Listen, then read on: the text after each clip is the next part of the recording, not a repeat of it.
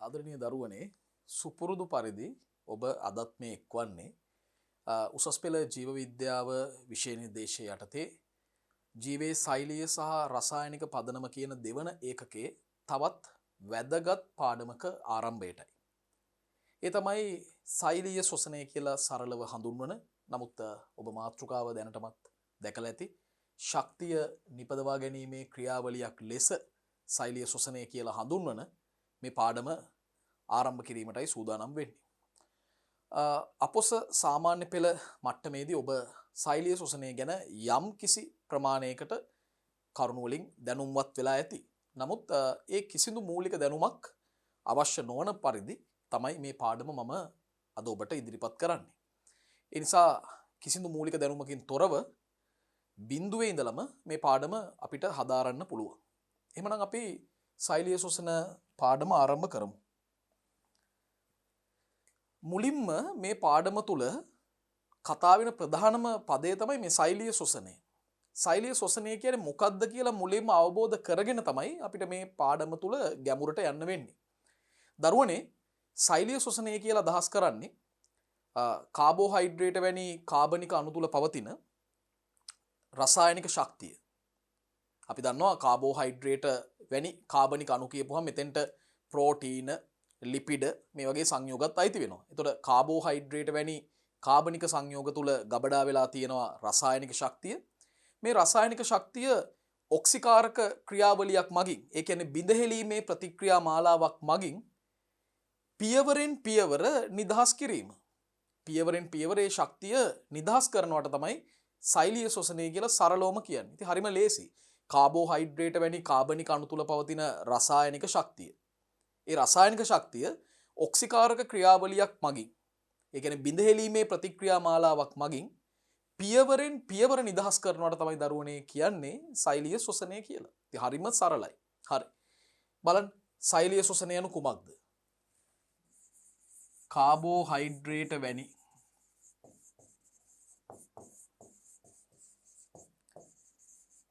කාබනික සංයෝග තුල ඇති රසායනික ශක්තිය. ඒ කොටස මුලින්ම පාඩම් කරගන්න දරුවනේ. කාබෝහයිඩ්‍රේට් වැනි කාබනික සංයෝග තුල ඇති රසායනික ශක්තිය එතනින් කඩා ගන්න පුළුවන්. ඊළඟට ඔක්සිකාරක ක්‍රියාවලියක් මගින්, ඔක්සිකාරක ක්‍රියාවලියක් මගින් අවසාන කොටස පියවරෙන් පියවර නිදහස් කිරීම. බලන්න සෛලීය ශ්වසනය කියන්නේ මොකද්ද? කාබෝහයිඩ්‍රේට් වැනි කාබනික සංයෝග තුල ඇති රසායනික ශක්තිය ඔක්සිකාරක ක්‍රියාවලියක් මගින් පියවරෙන් පියවර නිදහස් කිරීම තමයි දරුවනේ අපි සෛලීය ශ්වසනය කියලා අදහස් කරන්නේ. දැන් විභාගෙදී මේකට ලකුණු ලැබෙනවා නම් ඔබට ප්‍රධාන කරුණු තුනකට තමයි මේ ලකුණු වෙන් වෙන්නේ. මොකද්ද? කාබෝහයිඩ්‍රේට් වැනි කාබනික සංයෝග තුල ඇති රසායනික ශක්තිය. මේක එක පොයින්ට් එකක්. ඊළඟ දෙවෙනි පොයින්ට් එක තමයි ඔක්සිකාරක ක්‍රියාවලියක් මගින්, මේ බිඳහෙලීමේ ප්‍රතික්‍රියා මාලාවක් මගින් දෙවෙනි පොයින්ට් එක. පියවරෙන් පියවර නිදහස් කිරීම තමයි තුන්වෙනි පොයින්ට් එක. ඒතර කරුණු තුනකට තමයි ඔබට මේ ප්‍රශ්නයට අදාළව ලකුණු ලැබෙන්නේ. ඒ නිසා ඒ කරුණු තුනම ලියන්න වග බලා ගන්න ඕනේ. හරි. ඉතින් දරුවනේ මේ සෛලීය ශ්වසන ක්‍රියාවලිය කියන්නේ එන්සයිම භාවිතා කරලා සිදුවන ප්‍රතික්‍රියා මාලාවක්. සෛලීය ශ්වසනය කියන්නේම එන්සයිම භාවිතා කරලා සිදුවන ප්‍රතික්‍රියා මාලාවක්.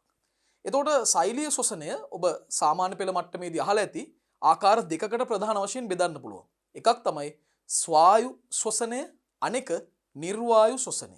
අපිට ඒක සම්පූර්ණ කරන්න පුළුවන් මේ එන්සයිම් වලින් උත්ප්‍රේරණය වෙන ක්‍රියාවලියක් සෛලීය ශ්වසනය. ඒක ආකාර දෙකයි. මොනවද? ස්වායු ශ්වසනය, අනික දරුවනේ නිර්වායු ශ්වසනය.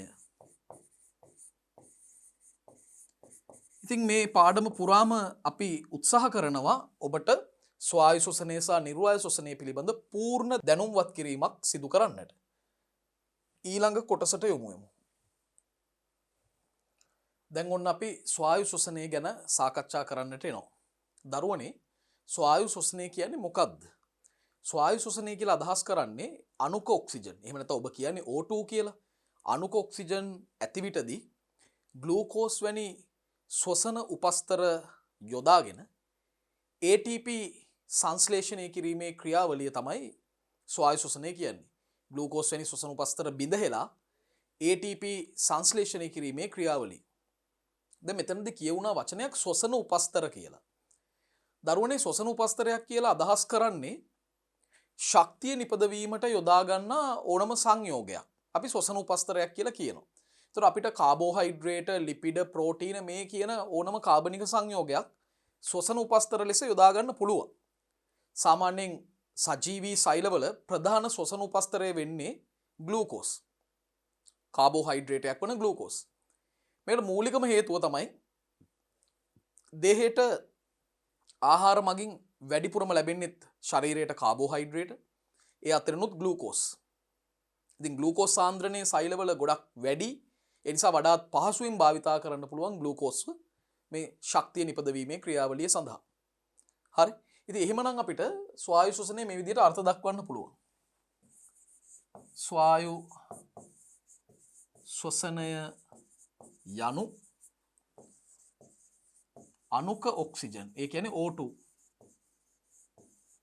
අණුක ඔක්සිජන් මම වරහන් ඇතුලේ O2 කියලා දාන්නම්. අණුක ඔක්සිජන් ඇති විට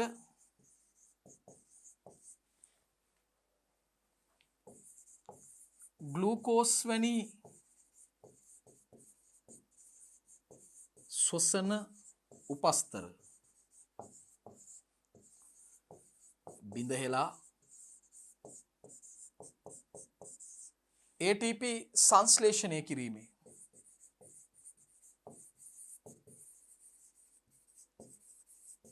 ATP සංශ්ලේෂණය කිරීමේ ක්‍රියාවලියයි.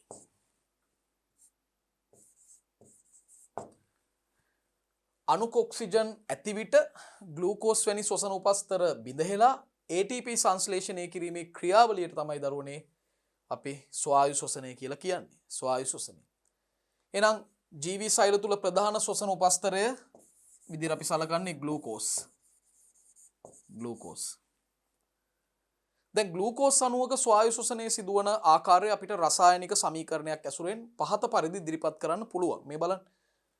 මෙතෙන්දී සිද්ධ වෙන දේ තමයි C6H12O6 හෙවත් ග්ලූකෝස් O2 සමග ප්‍රතික්‍රියා කරලා ලබා දෙනවා කාබන් ඩයොක්සයිඩ්, ඒ වගේම ජලය සහ ශක්තිය. ඇත්තටම දරුවනේ මේ ලබා දෙන ශක්තියනොත් ඒ ශක්තිය සියල්ලම ATP බවට පත් වෙන්නේ නැහැ. මේ ශක්තියෙන් යම් ප්‍රමාණයක් තාපය බවට පත් වෙන අතරේ ඉතිරි ශක්ති ප්‍රමාණය තමයි ATP ශක්තිය බවට පරිවර්තනය වෙන්නේ. හරි. ඒ නිසා සියලුම ශක්තිය මේ ග්ලූකෝස් අණුවක් බිඳ වැටෙනකොට නිදහස් වන සියලුම ශක්තිය ATP වෙන්නේ නැහැ. ඉන් කොටසක් තමයි ATP බවට පත් වෙන්නේ සහ ඉතිරි කොටස තාපය ලෙස පරිසරයට නිදහස් වෙනවා. ඉතින් ස්වායු ශ්වසනය ගැන මුලින්ම කියන්න තියෙන මූලික දේ තමයි මේක. හරි. එhmenan මේ කොටස තුල අපිට වැදගත්ම මාතෘකාවක් තමයි අපි අවබෝධ කරගත යුතු කොටසක් තමයි ස්වායු ශ්වසනය කියන්නේ මොකක්ද කියන එක අර්ථ දැක්වීම. දරුවනේ ස්වායු ශ්වසනය කියන්නේ මොකක්ද එහෙමනම්? අණුක ඔක්සිජන් ඇති විට ග්ලූකෝස් වැනි ශ්වසන උපස්තර බිඳ හෙළලා ATP සංශ්ලේෂණය කිරීමේ ක්‍රියාවලිය තමයි ස්වායු ශ්වසනය. ශ්වසන උපස්තරයක් විදිහට අදහස් කරන්නේ ශක්තිය නිපදවීමට භාවිතා වන සංයෝග, සජීවී සෛල තුල පවතින සංයෝග. ඒතර බහුලම ශ්වසන උපස්තරයේ විදිහට සලකන්නේ ග්ලූකෝස්. හරි. අපිට ඊළඟ කොටසට යොමු වෙන්න පුළුවන්. දරුවනේ මේ ස්වායු ශ්වසන ක්‍රියාවලිය අධ්‍යයනයේ පහසුව සඳහා අපිට ප්‍රධාන පියවර 3කට බෙදා දක්වන්න පුළුවන්. මේ ප්‍රධාන පියවර 3 ගැන හොඳ අවබෝධයක් ඔබ ලබා ගන්නට ඕනේ. පළවෙනි පියවර අපි හඳුන්වන්නේ ග්ලයිකොලිසිය කියලා. ග්ලයිකොලිසිය. පළවෙනි පියවර දරුවනේ ග්ලයිකොලිසිය. මේ ග්ලයිකොලිසිය විශේෂයෙන්ම සිද්ධ වෙන්නේ සයිටෝසෝලේ එහෙම නැත්නම් සෛලප්ලාස්මය තුල. මම ඒ නිසා මෙතනින් පිහිටන මේ ක්‍රියාවලිය සිදුවන ස්ථානය පිහිටීම පවා ලියන්න කැමතියි. කොහෙද මේක සිද්ධ වෙන්නේ? සයිටෝසෝල්. සෝලය නැත්තම් සෛල ප්ලාස්මය තුල සයිටෝසෝලය තුල දෙවනි ක්‍රියාවලිය ටිකක් දිග ක්‍රියාවලියක් නම ගත්තොත් ටිකක් දිගින් වැඩි මොකද්ද පයිරුවේට් ඔක්සිකරණය සහ සිට්‍රික් අම්ල චක්‍රය බලන්න නුහුරු වචන පයිරුවේට් ඔක්සිකරණය සහ සිට්‍රික් අම්ල චක්‍රය දරුවනේ මේ ක්‍රියාවලිය සිද්ධ වෙන්නේ කොතනද මේ ක්‍රියාවලිය සිද්ධ වෙන්නේ මයිටොකොන්ඩ්‍රියා පූරකය තුල මයිටොකොන්ඩ්‍රියා පූරකය මයිටොකොන්ඩ්‍රියා නැත්නම් මයිටොකොන්ඩ්‍රීය පූරකය මයිටොකොන්ඩ්‍රිය පූරකය තුල තමයි මේ පයිරුවේට් ඔක්සිකරණය සහ සිට්‍රික් අම්ල චක්‍රය සිද්ධ වෙන්නේ තුන්වෙනි පියවර තමයි ඉලෙක්ට්‍රෝන පරිවහන දාමය එහෙම නැත්නම් ඔක්සිකාරක පොස්පොරයිලීකරණය ඔක්සිකාරක පොස්පොරයිලීකරණය එහෙම නැත්නම් ඉලෙක්ට්‍රෝන පරිවහන දාමය කියලත් මෙය හඳුන්වනවා මේක සිද්ධ වෙන්නේ මයිටොකොන්ඩ්‍රියාවේ අභ්‍යන්තර පටලයේ මියර ආශ්‍රිතව තමයි සිද්ධ වෙන්නේ මයිටොකොන්ඩ්‍රියා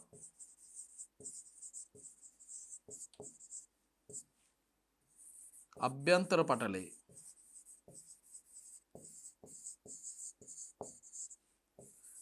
මියර මත තමයි මේ ක්‍රියාවලිය සිද්ධ වෙන්නේ එමනම් දරුවනේ ස්වායු ශ්වසනයට අදාළව ග්ලූකෝස් ස්වායු ශ්වසනයට ලක්වීමේදී ඒ ප්‍රධාන අධීර තුනකින් සමන්විත ක්‍රියාවලියක් බවට පත් වෙනවා. මේකේ පළවෙනි ක්‍රියාවලිය තමයි ග්ලයිකොලිසිය. ග්ලයිකොලිසිය සිද්ධ වෙන්නේ සයිටෝසෝලයේ හෙවත් සෛලප්ලාස්මයේ තුලදී. දෙවෙනි ක්‍රියාවලිය තමයි පයිරුවේට් ඔක්සිකරණය සහ සිට්‍රික් අම්ල චක්‍රය. මේ සිදුවීම අපිට දකින්න ලැබෙන්නේ මයිටොකොන්ඩ්‍රියා පූරකය තුල. තුන්වෙනි පියවර තමයි ඔක්සිකාරක පොස්පොරයිලීකරණය හෙවත් ඉලෙක්ට්‍රෝන පරිවහන දාමය මේක අපිට දකින්න ලැබෙන්නේ මයිටොකොන්ඩ්‍රියාවේ අභ්‍යන්තර පටලයේ මියර මත නැත්නම් මියර ආශ්‍රිතව හරි ඉතින් අපි ඊළඟට යමු වෙන්නේ මේ ක්‍රියාවලි තුන මේ ප්‍රධාන පියවර තුන ගැන අධ්‍යයනය කරන්න අපි මේ කොටසට දැන් යමු ග්ලයිකොලිසිය දරුවනේ දැනටමත් අපි දන්නවා මේ ග්ලයිකොලිසිය කියන ක්‍රියාවලිය සිද්ධ වෙන ස්ථානය. මේක කොතනද සිද්ධ වෙන්නේ? මේ ග්ලයිකොලිසිය කියන ක්‍රියාවලිය සිදුවන්නේ සයිටෝසෝලයේ නැත්තම් සෛලප්ලාස්මයේ තුලදී. සයිටෝසෝලයේ නැත්තම් සෛලප්ලාස්මයේ තුලදී. ඊළඟට වැදගත්ම කාරණාව තමයි මේ ග්ලයිකොලිසිය කියන ක්‍රියාවලිය සිදුවීම සඳහා අණුක ඔක්සිජන් වල කිසිම බලපෑමක් නැහැ. ඒ කියන්නේ ඔක්සිජන් වායුව තිබුණත් නැතත් මේ ග්ලයිකොලිසිය කියන ක්‍රියාවලිය සාමාන්‍ය පරිදි සිද්ධ වෙනවා. එතකොට මේකෙන් අපිට ගම්‍යමාන වෙනව නේද අපිට වෙනත් අදහසක් ඇති වෙනව නේද ග්ලයිකොලිසිය කියන්නේ ඔක්සිජන් මත රඳා පවතින ක්‍රියාවලියක් නෙමෙයි ඒ නිසා ස්වායු ශ්වසනයට වගේම නිර්වායු ශ්වසනයටත් ග්ලයිකොලිසිය පොදු ක්‍රියාවලියක් වෙන්න පුළුවන් ඒක හරියටම හරි ග්ලයිකොලිසියට ඔක්සිජන්ගේ බලපෑමක් නැති නිසා ග්ලයිකොලිසිය ස්වායු තත්ත්ව යටතේ වගේම නිර්වායු තත්ත්ව යටතේ කිසිම වෙනසක් නැතුව සිද්ධ වෙනවා. ඒ නිසා ස්වායු ශ්වසනයටත් නිර්වායු ශ්වසනයටත් පොදු එකම ක්‍රියාවලිය තමයි මොකද්ද? මේ ග්ලයිකොලිසිය කියන සංසිද්ධිය සිදුවීම. එහෙනම් දරුවනේ ග්ලයිකොලිසිය සිද්ධ වෙන තැන අපිට ලියන්න පුළුවන් ග්ලයිකොලිසිය සයිටෝසෝලය තුල සිදුවේ. සයිටෝසෝලය තුල තමයි මේ ග්ලයිකොලිසිය කියන ක්‍රියාවලිය සිද්ධ වෙන්නේ. ග්ලයිකොලිසිය සඳහා අවශ්‍ය සියලුම උත්ප්‍රේරක එන්සයිම සයිටෝසෝලය තුල ඇත. දෙවෙනි කාරණාව ඉතාම වැදගත්. කෙනෙක් ඇහුවොත් ඇයි මේක ග්ලයිකොලිසිය කියන ක්‍රියාවලිය සයිටෝසෝලය තුලම වෙන්නේ? වෙන තැනක වෙන්නේ නැත්තේ? මූලිකම හේතුව තමයි ග්ලයිකොලිසිය කියන ක්‍රියාවලිය සිද්ධ වෙන්නේ එන්සයිම ප්‍රතික්‍රියා මාලාවකින්. මේ ක්‍රියාවලියට අවශ්‍ය එන්සයිම සියල්ලම අඩුවක් නැතුව සයිටෝසෝලය තුල පවතිනවා. සයිටෝසෝලය තුල තියෙනවා සියලු එන්සයිම්. ඒ නිසා සයිටෝසෝලය තුලමයි මේ ක්‍රියාවලිය සිද්ධ වෙන්නේ. ඉතාම වැදගත් අණුක ඔක්සිජන් මත රඳා නොපවතී. මේ ක්‍රියාවලිය අණුක ඔක්සිජන් මත රඳා නොපවතින ක්‍රියාවලියක්. එනම් ග්ලයිකොලිසිය ස්වායු ශ්වසනයට මෙන්ම නිර්වායු ශ්වසනයටත් පොදු ක්‍රියාවලියක්. ඒ නිසා අපිට කියන්න පුළුවන් ග්ලයිකොලිසිය ස්වායුමෙන්ම නිර්වායුක ස්වායුමෙන්ම නිර්වායුක තත්ත්වයට යටතේ වුණත් සිද්ධ වෙන ක්‍රියාවලියක් කිසිම වෙනසකින් තොරව. ඊළඟ වැදගත්ම දේ දරුවනේ ග්ලයිකොලිසිය කියන ක්‍රියාවලිය එක පාරටම ඉබේම පටන් ගන්නෙ නැහැ. මේ ක්‍රියාවලිය ආරම්භ කරන්න ATP අණු දෙකක් වැය වෙනවා. ATP අණු දෙකක් ආරම්භක ප්‍රතික්‍රියා සඳහා වැය වෙනවා. හැබැයි ග්ලයිකොලිසිය අවසානයේදී ATP අණු 4ක් නිෂ්පාදනය වෙනවා. ග්ලයිකොලිසිය ආරම්භ කරන්න ATP අණු දෙකක් වැය වුණාට ග්ලයිකොලිසිය අවසානයේදී ATP අණු 4ක් හැදෙනවා. ඒ අනුව ශුද්ධ ATP ලාභය. මෙතනදී මේ ශුද්ධ ATP ලාභය කියන්නේ අර වැය වෙච්ච ATP අණු දෙකට ATP අණු දෙකක් ඉවත් කරනවා අපි. එතකොට ඇත්තටම ශුද්ධ ලාභයේ විදිහට ලැබිලා තියෙන්නේ ATP අණු දෙකයි. 4ක් හැදුනට ආරම්භක ප්‍රතික්‍රියාවලට දෙකක් වැය වුණා. ඒ සඳහා ATP අණු දෙකක් ඉවත් කරපුවාම අපිට ලැබෙන්නේ ශුද්ධ ලාභයේ විදිහට ATP අණු දෙකයි. ඒ ගැනත් අවබෝධ කරගන්න ඕනේ. ඉතින් ග්ලයිකොලිසිය ආරම්භ කිරීමට ATP අණු දෙකක් වැය වෙනවා. මතක තියාගන්න ATP අණු දෙකක් වැය වෙනවා කියලා. හැබැයි ග්ලූකෝස් අණුවක් බිඳ වැටිලා අවසානයේදී ග්ලයිකොලිසිය අවසානයේදී ATP අණු 4ක් ප්‍රතිඵල වෙනවා. ඒ අණු ශුද්ධ ලාභය තමයි ATP අණු දෙකක් බවට පත් වෙන්නේ. හරි. ඊළඟ මොකද වෙන්නේ? මේ ග්ලූකෝස් අණුව ග්ලයිකොලිසිය කියන ක්‍රියාවලියේදී අවසාන වරට ලබා දෙන ප්‍රතිඵලය තමයි පයිරුවේට් කියන අණු යුගලක්. පයිරුවේට් කියන්නේ කාබන් පරමාණු 3ක් දරන අණුවක්. එතකොට පයිරුවේට් අණු දෙකක් බවට තමයි ග්ලූකෝස් බිඳ වැටෙන්නේ. මොකද ග්ලූකෝස්ගේ පරමාණු 6ක් තියෙනවනේ කාබන් පරමාණු. ඒ කාබන් පරමාණු 6 කාබන් පරමාණු 3 පයිරුවේට්ල දෙන්නෙක් බවට තමයි පත් වෙන්නේ. එතකොට කියවෙනවා අවසාන කරුණෙන් ග්ලූකෝස් අණුවක් බිඳ වැටි C පරමාණු ඒ කියන්නේ කාබන් පරමාණු 3ක් අඩංගු පයිරුවේට් දෙකක් ප්‍රතිඵල වෙනවා. පයිරුවේට් දෙකක්. හරි. දැන් එතකොට ඔය සංසිද්ධිය මට මෙහෙම ලියන්න පුළුවන් හරහට. ග්ලූකෝස් ඊතලයක් දෙවාරයක් පයිරුවේට්. පයිරුවේට්ගේ කාබන් 3යි. හරි. අපි දන්නවා ග්ලූකෝස්ගේ කාබන් 6යි. පැහැදිලිද? මේ දේ තමයි අවසාන වශයෙන් වෙන්නේ. මේ තමයි මේ ක්‍රියාවලිය ආරම්භය. ග්ලයිකොලිසිය අවසානයේදී ලැබෙන ප්‍රතිඵලය තමයි මේ තියෙන්නේ. හරි? දැන් ග්ලූකෝස් අණුව බිඳ වැටිලා නිදහස් වෙන H පරමාණු නැත්නම් හයිඩ්‍රජන් ඒ වගේම ඉලෙක්ට්‍රෝන මේ දේවල් යොදාගෙන මේ සයිටෝසෝලයේ තුල ඉන්න එක්තරා අයනයක් සංයෝගයක් බවට පත් වෙනවා. ඒ තමයි NAD+ නිකොටිනමයිඩ් ඇඩිනින් ඩයිනියුක්ලියෝටයිඩ් අයනය. මේ NAD+ අණු දෙකක් ග්ලූකෝස් බිඳ වැටීමේදී නිදහස් වන හයිඩ්‍රජන් පරමාණු සහ ඉලෙක්ට්‍රෝන ලබාගෙන ප්‍රතිග්‍රහණය කරගෙන NADH අණු දෙකක් බවට ඔක්සිහරණය වෙනවා. මොකද ඉලෙක්ට්‍රෝන ලබා ගැනීමක් මෙතනදී සිද්ධ වෙන නිසා ඔක්සිහරණයක් තමයි සිද්ධ වෙන්නේ. ඒ වගේම අපි කලින් කතා කරපු අදහසත් මම මෙතෙන්ට සටහන් කරා. ග්ලයිකොලිසියේදී ATP අණු 4ක් නිෂ්පාදනය වෙනවා.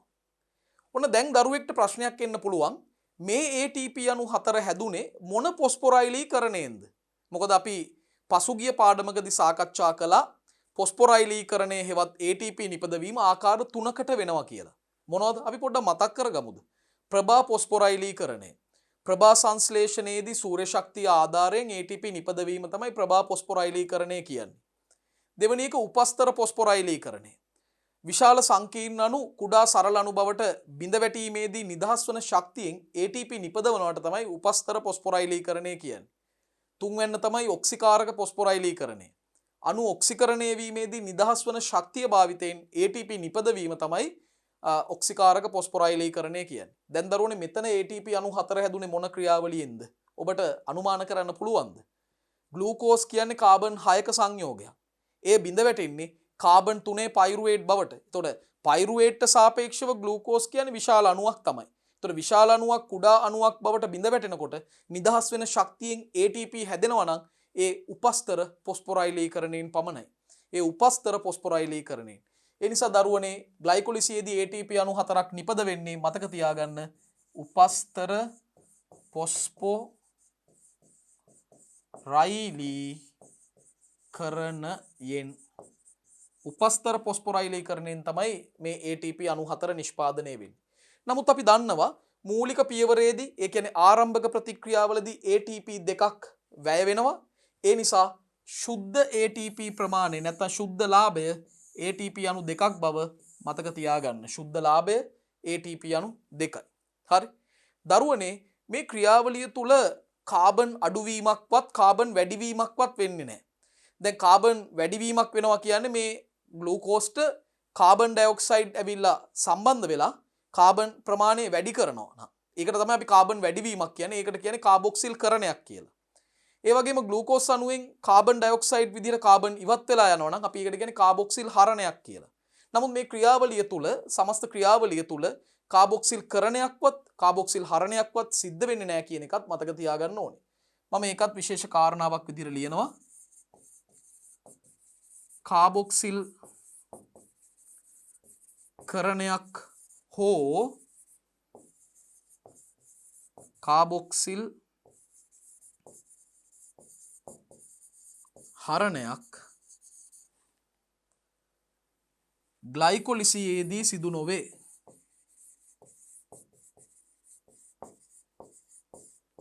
කාබොක්සිල් කරණයක් හෝ කාබොක්සිල් හරණයක් ග්ලයිකොලිසියේදී සිදු නොවේ. ග්ලයිකොලිසියේදී වෙන්නේ නැහැ. හරි. දැන් ඒ අණුව අවසාන වශයෙන් අපිට කියන්න තියෙන්නේ ග්ලූකෝස් අණුවක් ග්ලයිකොලිසියේදී මේ ප්‍රතික්‍රියා මාලාවට ලක් වෙලා කාබන් 3 පයිරුවේට් අණු දෙකක් බවටත් ඒ වගේම NADH අණු දෙකකුත් ඒ වගේම ශුද්ධ ලාභයේ විදිහට ATP අණු දෙකකුත් ප්‍රතිඵල වන බව. හරි. ප්‍රතිඵල වෙනවා.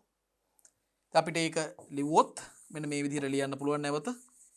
ග්ලූකෝස් කාබන් පරමාණු 6ක සංයෝගයක්. මෙයා බිඳ වැටෙනවා කවුරු බවටද? පයිරුවේට් බවට. පයිරුවේට් අණු දෙකක් බවට බිඳ වැටෙනවා. පයිරුවේට් එක අණුවක කාබන් පරමාණු තියෙන කාබන් 3යි. හරි. කාබන් 3 පයිරුවේට් අණු දෙකක් බවට බිඳ වැටෙනවා. දරුවනේ මේ ක්‍රියාවලිය තුලදී මතක තියාගන්න ඕනේ NAD+ ලා දෙන්නෙක් NADH දෙකක් බවට ඔක්සිහරණය වෙනවා. ඒ වගේම මේ ක්‍රියාවලිය තුලදී ශුද්ධ ATP ලාභය ATP අණු දෙකක් බවත් මතක තබා ගන්න ඕනේ. ශුද්ධ ATP ලාභය ATP අණු දෙකක් බවත් මතක තියා ගන්න ඕනේ. පැහැදිලිද? හරි. එhmenan දරුවනේ ග්ලයිකොලිසිය සම්බන්ධ මූලික ක්‍රියාවලිය උගන්වලා අවසන් වෙනවා. අපි ග්ලයිකොලිසිය ගැන සාරාංශයකට එමු. ග්ලයිකොලිසිය ස්වායු ශ්වසන ක්‍රියාවලිය තුල මුණ ගැහෙන පළමු පියවර. ග්ලයිකොලිසිය සිද්ධ වෙන්නේ සයිටෝසෝලය තුල. මේ සඳහා අවශ්‍ය වන්නා වූ සියලුම එන්සයිම සයිටෝසෝලය තුල අන්තර්ගත වෙනවා. ග්ලයිකොලිසිය කියන ක්‍රියාවලියේදී ග්ලූකෝස් කියන කාබන් 6 සංයෝගය කාබන් 3 පයිරුවේට් අණු දෙකක් බවට බිඳ වැටෙනවා. පයිරුවේට් අණු දෙකක් බවට බිඳ වැටෙනවා. දැන් මෙහිදී කාබන් පරමාණු 6 ග්ලූකෝස් අණුව කාබන් පරමාණු 3 පයිරුවේට් අණු දෙකක් බවට බිඳ වැටෙනකොට ආරම්භක ප්‍රතික්‍රියා සඳහා ATP අණු දෙකක් මූලිකව වැය වෙනවා. හැබැයි අවසානයේදී ATP අණු 4ක් නිෂ්පාදනය වෙනවා. ඒ අණුව ශුද්ධ ATP ලාභය ATP අණු 2යි. මතක තියාගන්න අර ATP අණු 4ම හැදුනේ උපස්තර පොස්පොරයිලීකරණේ. ග්ලයිකොලිසිය කියන ක්‍රියාවලියේදී අණුක ඔක්සිජන් භාවිතා වීමක් සිදු වුණේ නැහැ. ඒ කියන්නේ අණුක ඔක්සිජන් මත මේ ක්‍රියාවලිය රඳා පවතින්නේ නැහැ. ඒ නිසා ස්වායුමෙන්ම නිර්වායු තත්ත්වයට තේ වුණත් ග්ලයිකොලිසිය ඕනම ක්‍රියාවලියකදී පොදු වෙනවා. පොදු ක්‍රියාවලිය. දරුවනේ මේ ග්ලූකෝස් බිඳ වැටෙන ක්‍රියාවලිය තුලදී NAD+ අණු දෙකක් NADH අණු දෙකක් බවට ඔක්සිහරණය වීමකුත් සිද්ධ වෙනවා. ග්ලයිකොලිසිය ක්‍රියාවලිය තවදුරටත් පයිරුවේට් අණු දෙකක් නිර්මාණය වූ පසු සිදුවීම අවසන් වෙනවා. මේ පයිරුවේට් අණු දෙකේ ඉරණම තීරණය වන්නේ මෙතනින් එහාට ඔක්සිජන් වායුවේ පැවැත්ම මත. ඒ කියන්නේ පයිරුවේට් අණු දෙක ඉදිරි ප්‍රතික්‍රියා සඳහා මයිටොකොන්ඩ්‍රියාවේ පූරකයට ඇතුල් කරනවා. හැබැයි එහෙම වෙන්න නම් ස්වායු තත්ත්ව පවතින්න ඕනේ. ස්වායු තත්ත්වයට තේ පමණයි පයිරුවේට්ගේ ඉදිරි ඉරණම තීරණය වෙන්නේ. හරි. බලන්න මෙතනදී අවසානයේටම තියෙනවා දරුවෝ ඔක්සිජන් ඇතිවිට පමණක් මේ කරුණ ඉතා වැදගත්. ඔක්සිජන් ඇතිවිට පමණක් පයිරුවේට් අණු දෙක මයිටොකොන්ඩ්‍රියා පූරකයට ඇතුල් වෙනවා. ඔක්සිජන් ඇතිවිට පමණක් පයිරුවේට් අණු දෙක මයිටොකොන්ඩ්‍රියා පූරකයට ඇතුල් වෙනවා. එමනම් අපි ග්ලයිකොලිසිය පිළිබඳව මූලික අවබෝධය ලබාගෙන ඉවරයි. හරි. දරුවනේ අපි දැන් ඊළඟට එන්නේ ස්වායු ශ්වසන ක්‍රියාවලියේ දෙවනි පියවරට. මොකද මේ දෙවනි පියවර? මේ දෙවනි පියවර ටිකක් දිග නමක් තියෙන්නේ. පයිරුවේට් ඔක්සිකරණය සහ සිට්‍රික් අම්ල චක්‍රය. සිට්‍රික් අම්ල චක්‍රය. ඉතින් ඒකේ පළවෙනි කොටස තමයි පයිරුවේට් ඔක්සිකරණය. ඒක ගැන තමයි මුලින්ම සාකච්ඡා කරන්නේ. දැන් අපි දන්නවා ග්ලයිකොලිසියේදී නිපද වෙච්ච පයිරුවේට් අණු දෙක එයාගේ ඉරණම එතනින් එහාට විසඳෙන්නේ ස්වායු තත්ත්ව. ඒ කියන්නේ අණුක ඔක්සිජන් තියෙනවා නම් පමණයි මයිටොකොන්ඩ්‍රියා පූරකයට මෙයාලා ඇතුළු වෙන්නේ. ඇතුළත් වෙන්නේ. එතකොට මයිටොකොන්ඩ්‍රියා පූරකයට ඇතුල් වෙන්න නම් මයිටොකොන්ඩ්‍රියාවේ ද්විත්ව පටලය පහු කරගෙන යන්න ඕනේනේ. එතකොට ඒ සඳහා සක්‍රීය පරිවහන ක්‍රමය තමයි අවශ්‍ය වෙන්නේ. එතෙන්දී ශක්තිය වැයවීමක් සිද්ධ කරගෙන සක්‍රීය පරිවහනයෙන් තමයි මේ පයිරුවේට් අණු දෙක මයිටොකොන්ඩ්‍රියා පූරකයට ඇතුල් වෙන්නේ. ඒ අනුව අපිට කියන්න පුළුවන් පයිරුවේට් අණු දෙක සක්‍රීය පරිවහනය මගින් මයිටොකොන්ඩ්‍රියා පූරකයට ඇතුල් වෙනවා. සක්‍රීය පරිවහනය මගින් මයිටොකොන්ඩ්‍රියා පූරකයට ඇතුල් වෙනවා. මේ ක්‍රියාවලිය අර මම කලින් කිව්වා වගේම සිද්ධ වෙන්නේ ඔක්සිජන් ඇති විට පමණයි. ඉතින් එනම් ස්වායුක තත්ත්ව යටතේ පමණයි මේ ක්‍රියාවලිය සිද්ධ වෙන්නේ. ස්වායුක තත්ත්ව යටතේ, ස්වායු තත්ත්ව යටතේ විතරමයි මෙම ක්‍රියාවලිය සිද්ධ වෙන්නේ. හරි? ඒක හොඳට අවබෝධ කරගන්න ඕනේ. දැන් මේ මයිටොකොන්ඩ්‍රියා පූරකය තුලදී පයිරුවේට් මොකද වෙන්නේ? මේක හොඳට තේරුම් ගන්න ඕනේ. මයිටොකොන්ඩ්‍රියා පූරකය තුලදී දරුවනේ පයිරුවේට් අණු දෙක කාබොක්සිල් හරණ ක්‍රියාවලියකට ලක් වෙනවා. ඔන්න අලුත් වචනයක්. හැබැයි මම ඒක කලින් කිව්වා. කාබොක්සිල් කරණය කියන්නේ යම්කිසි අණුවකට කාබන් ඩයොක්සයිඩ් සම්බන්ධ වෙනවා. කාබොක්සිල් හරණය කියන්නේ යම්කිසි අණුවකින් කාබන් ඩයොක්සයිඩ් ඉවත් වෙනවා. දැන් පයිරුවේට් සිද්ධ වෙන්නේ මොකද්ද? පයිරුවේට් අණු දෙක කාබොක්සිල් හරණයට ලක් වෙනවා. ඒ කියන්නේ කාබන් ඩයොක්සයිඩ් ඉවත් වෙනවා. එක පයිරුවේට් අණුවකින් එක කාබන් ඩයොක්සයිඩ් අණුව බැගින් පයිරුවේට් අණු දෙකෙන් කාබන් ඩයොක්සයිඩ් අණු දෙකක් පිට වෙලා යනවා කාබොක්සිල් හරණය වෙනවා. එතකොට කාබන් 3 පයිරුවේට්ගෙන් කාබන් ඩයොක්සයිඩ් අණුව බැගින් ඉවත් වුණොත් මොකද වෙන්නේ? මේ පයිරුවේට් පත් වෙනවා කාබන් පරමාණු දෙකක් දරන ඇසිටයිල් කාණ්ඩයක් බවට. එතකොට පයිරුවේට් අණු දෙකෙන් කාබන් ඩයොක්සයිඩ් අණු දෙකක් ඉවත් වුනහම ඇසිටයිල් කාණ්ඩ දෙකක් බවට පත් වෙනවා. ඇසිටයිල් කාණ්ඩයක කාබන් පරමාණු තියෙන්නේ දෙකයි. හරි. බලන්න. පූරකය තුලදී පයිරුවේට් CO2 අණු දෙකක් පිට කරමින් ඇසිටයිල් කාණ්ඩයක් බවට පත් වෙනවා. මෙතනදී දරුවෝ CO2 අණු දෙකක් පිට වෙනවා නම් ඇසිටයිල් කාණ්ඩත් දෙකක් නිර්මාණය වෙනවා. හරි. ඇසිටයිල් කාණ්ඩ දෙකක් හැදෙනවා. මෙම ඇසිටයිල් කාණ්ඩ වලට ඊළඟට මොකද වෙන්නේ? මේ ඇසිටයිල් කාණ්ඩයක් එක කාණ්ඩයක් සහ එන්සයිම් A කියලා හඳුන්වන සංයෝගයක් සමග එකතු වෙලා ඇසිටයිල් සහ එන්සයිම් A කියන අණුව නිර්මාණය කරනවා. හරි? මේ ඇසිටයිල් කාණ්ඩයක් සහ එන්සයිම් A කියලා හඳුන්වන කාණ්ඩයක් එක්ක එකතු වෙලා ඇසිටයිල් සහ එන්සයිම් A කියලා අණුවක් හදනවා. ඒ අණුව ඇසිටයිල් කාණ්ඩ දෙකක් සහ එන්සයිම් A අණු දෙකක් එක්ක එකතු වෙලා ඇසිටයිල් සහ එන්සයිම් A අණු දෙකක් නිර්මාණය කරනවා. මෙම ඇසිටයිල් කාණ්ඩය සහ එන්සයිම් A සමග සම්බන්ධ වී මොනවද ලබා දෙන්නේ? ඇසිටයිල්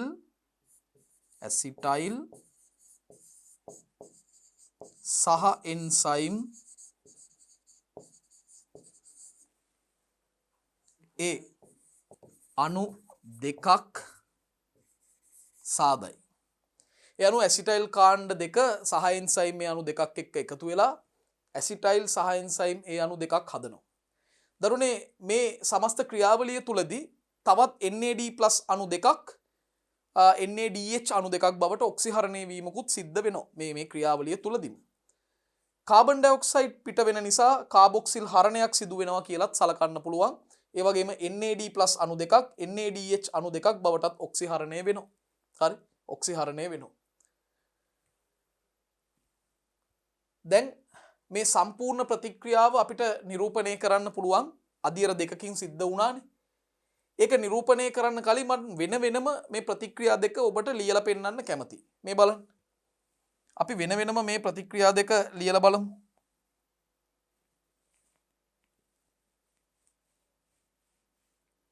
මෙන්න මෙහෙම මේ බලන්න. මේ ප්‍රතික්‍රියා දෙක අපි වෙන වෙනම ලියමු. දැන් මුලින්ම සිද්ධ වුණු දේ මොකද්ද? මුලින්ම සිද්ධ වුණේ මේ පයිරුවේට් අණු දෙක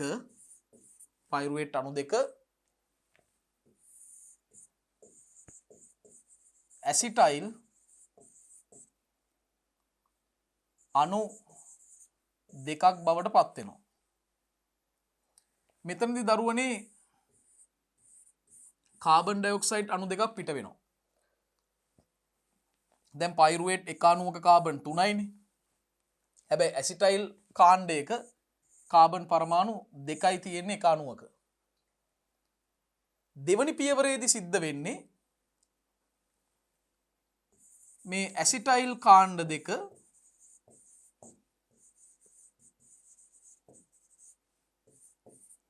එකතු වෙනවා සහ එන්සයිම් ඒ කාණ්ඩ දෙකක් එක්ක. සහ එන්සයිම් මේ කාණ්ඩ දෙකක් එක්ක. මේ සහ එන්සයිම් මේ කියන එක කෙටියෙන් දාන්න පුළුවන් මේ කෝ A කියලා. මේ මෙහෙමත් ලියන්න පුළුවන්. කෝ A. සහ එන්සයිම් මේ කියන එකම තමයි අදහස. එතකොට මේ දෙන්න එකතු වුණොත් එතකොට ලැබෙන්නේ ඇසිටයිල් සහ එන්සයිම් ඒ අණු දෙකක්. මේක තමයි අත්‍තරම පියවර දෙක. මේක තමයි පියවරවල් දෙක. එහෙමනම් අපි මේ සමස්ත ප්‍රතික්‍රියාව බලමු. සමස්ත ප්‍රතික්‍රියාව බලමු මොකද්ද වෙන්නේ කියලා. දැන් සමස්ත ප්‍රතික්‍රියාව ගන්නකොට දරුවනේ ඊතලයට පෙර තියෙන සංයෝග ටික එක පැත්තක. ඊතලය ඊට පස්සේ ඊතලයෙන් පසු සංයෝග ටික අනිත් පැත්තට. අපි එහෙමනම් ලිව්වොත්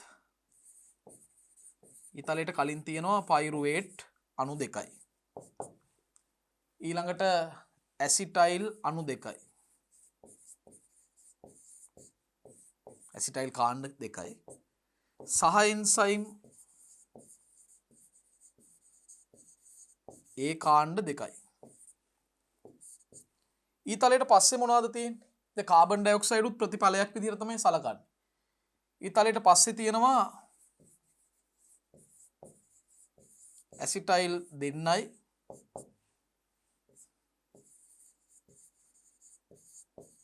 ඇසිටයිල් සහ එන්සයිම්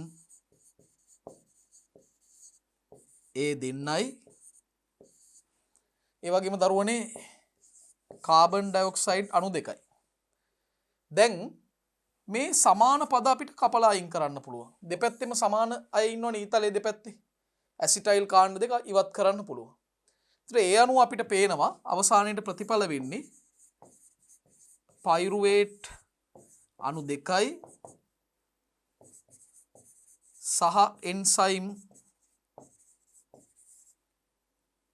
ඒ අණු දෙකයි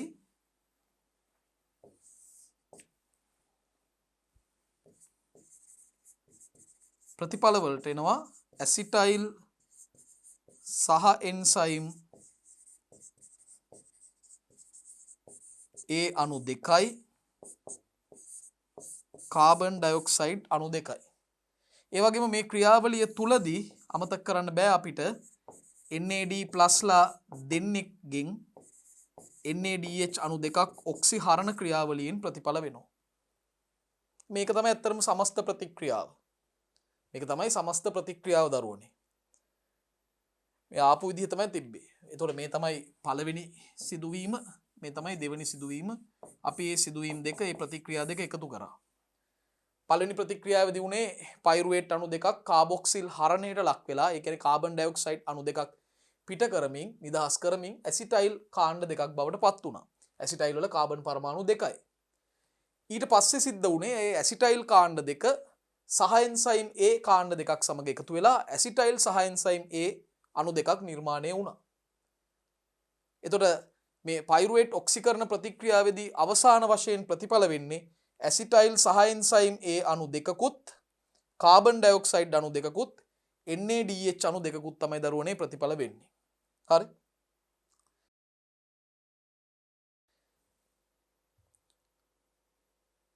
මුල් ස්ථානයට යමු. බලන්න. සම්පූර්ණ ප්‍රතික්‍රියාව පහත පරිදි නිරූපණය කළ හැක. අපි ප්‍රතික්‍රියාව සම්පූර්ණයෙන් ලියලා පෙන්නුවා. බලමු අවසානයේට ආයිත් ලියමු. මේ බලන්න. අපි සම්පූර්ණ ප්‍රතික්‍රියාව ලියනවා. මෙන්න මේ විදිහට. පයිරුවේට් දෙන්නෙක්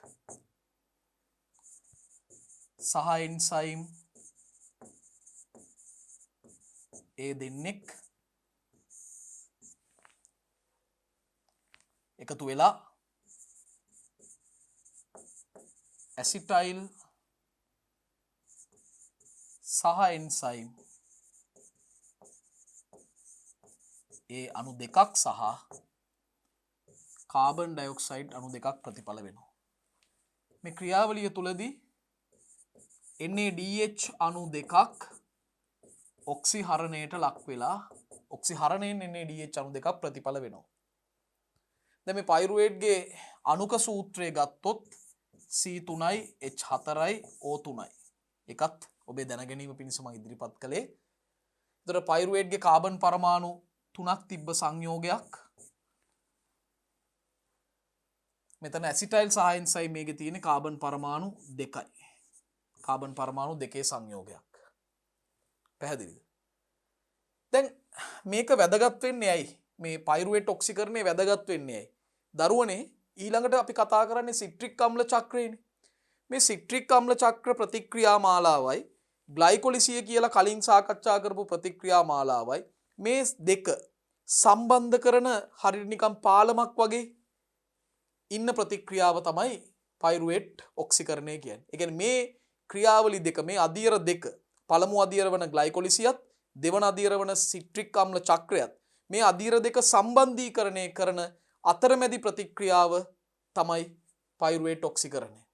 ඒ නිසා පයිරුවේට් ඔක්සිකරණය කියන්නේ ග්ලයිකොලිසියයි සිට්‍රික් අම්ල චක්‍රයයි සම්බන්ධ කරන ප්‍රතික්‍රියාව. ඒ නිසාම පොත්පත්වල මේ සිදුවීම මේ ප්‍රතික්‍රියාව හඳුන්වනවා සම්බන්ධක ප්‍රතික්‍රියාව නැත්නම් අතරමැදි ප්‍රතික්‍රියාව කියලත් හඳුන්වනවා. සම්බන්ධක ප්‍රතික්‍රියාව හෙවත් අතරමැදි ප්‍රතික්‍රියාව කියලා හඳුන්වන්නේ පයිරුවේට් ඔක්සිකරණය. දැන් පයිරුවේට් ඔක්සිකරණයේ වැදගත්ම දේ තමයි සිට්‍රික් අම්ල චක්‍රය ආරම්භ කරන්න අවශ්‍ය ඇසිටයිල් සහ එන්සයිම් A. නැත්නම් ඔබට පේනවා ඇසිටයිල් CoA. CoA කියන්නේ සහ එන්සයිම් A. මේ කාණ්ඩ නැත්නම් මේ ඇසිටයිල් කාණ්ඩ සිට්‍රික් අම්ල චක්‍රයට සපයන්නේ මේ පයිරුවේට් ඔක්සිකරණය නිසා. පයිරුවේට් ඔක්සිකරණය කියන ක්‍රියාවලිය නිසා තමයි ඇසිටයිල් සහ එන්සයිම් A හැදුනේ. ඒවා සිට්‍රික් අම්ල චක්‍රය පවත්වා ගන්න සිට්‍රික් අම්ල චක්‍රය ආරම්භ කරන්න අත්‍යවශ්‍යයි. ඒ නිසයි මේ ප්‍රතික්‍රියාව හරිම වැදගත් වෙන්නේ පයිරුවේට් ඔක්සිකරණය. ඇසිටයිල් සහ එන්සයිම් A එහි ඇසිටයිල් කාණ්ඩය සිට්‍රික් අම්ල චක්‍රයට ලබා දෙනවා.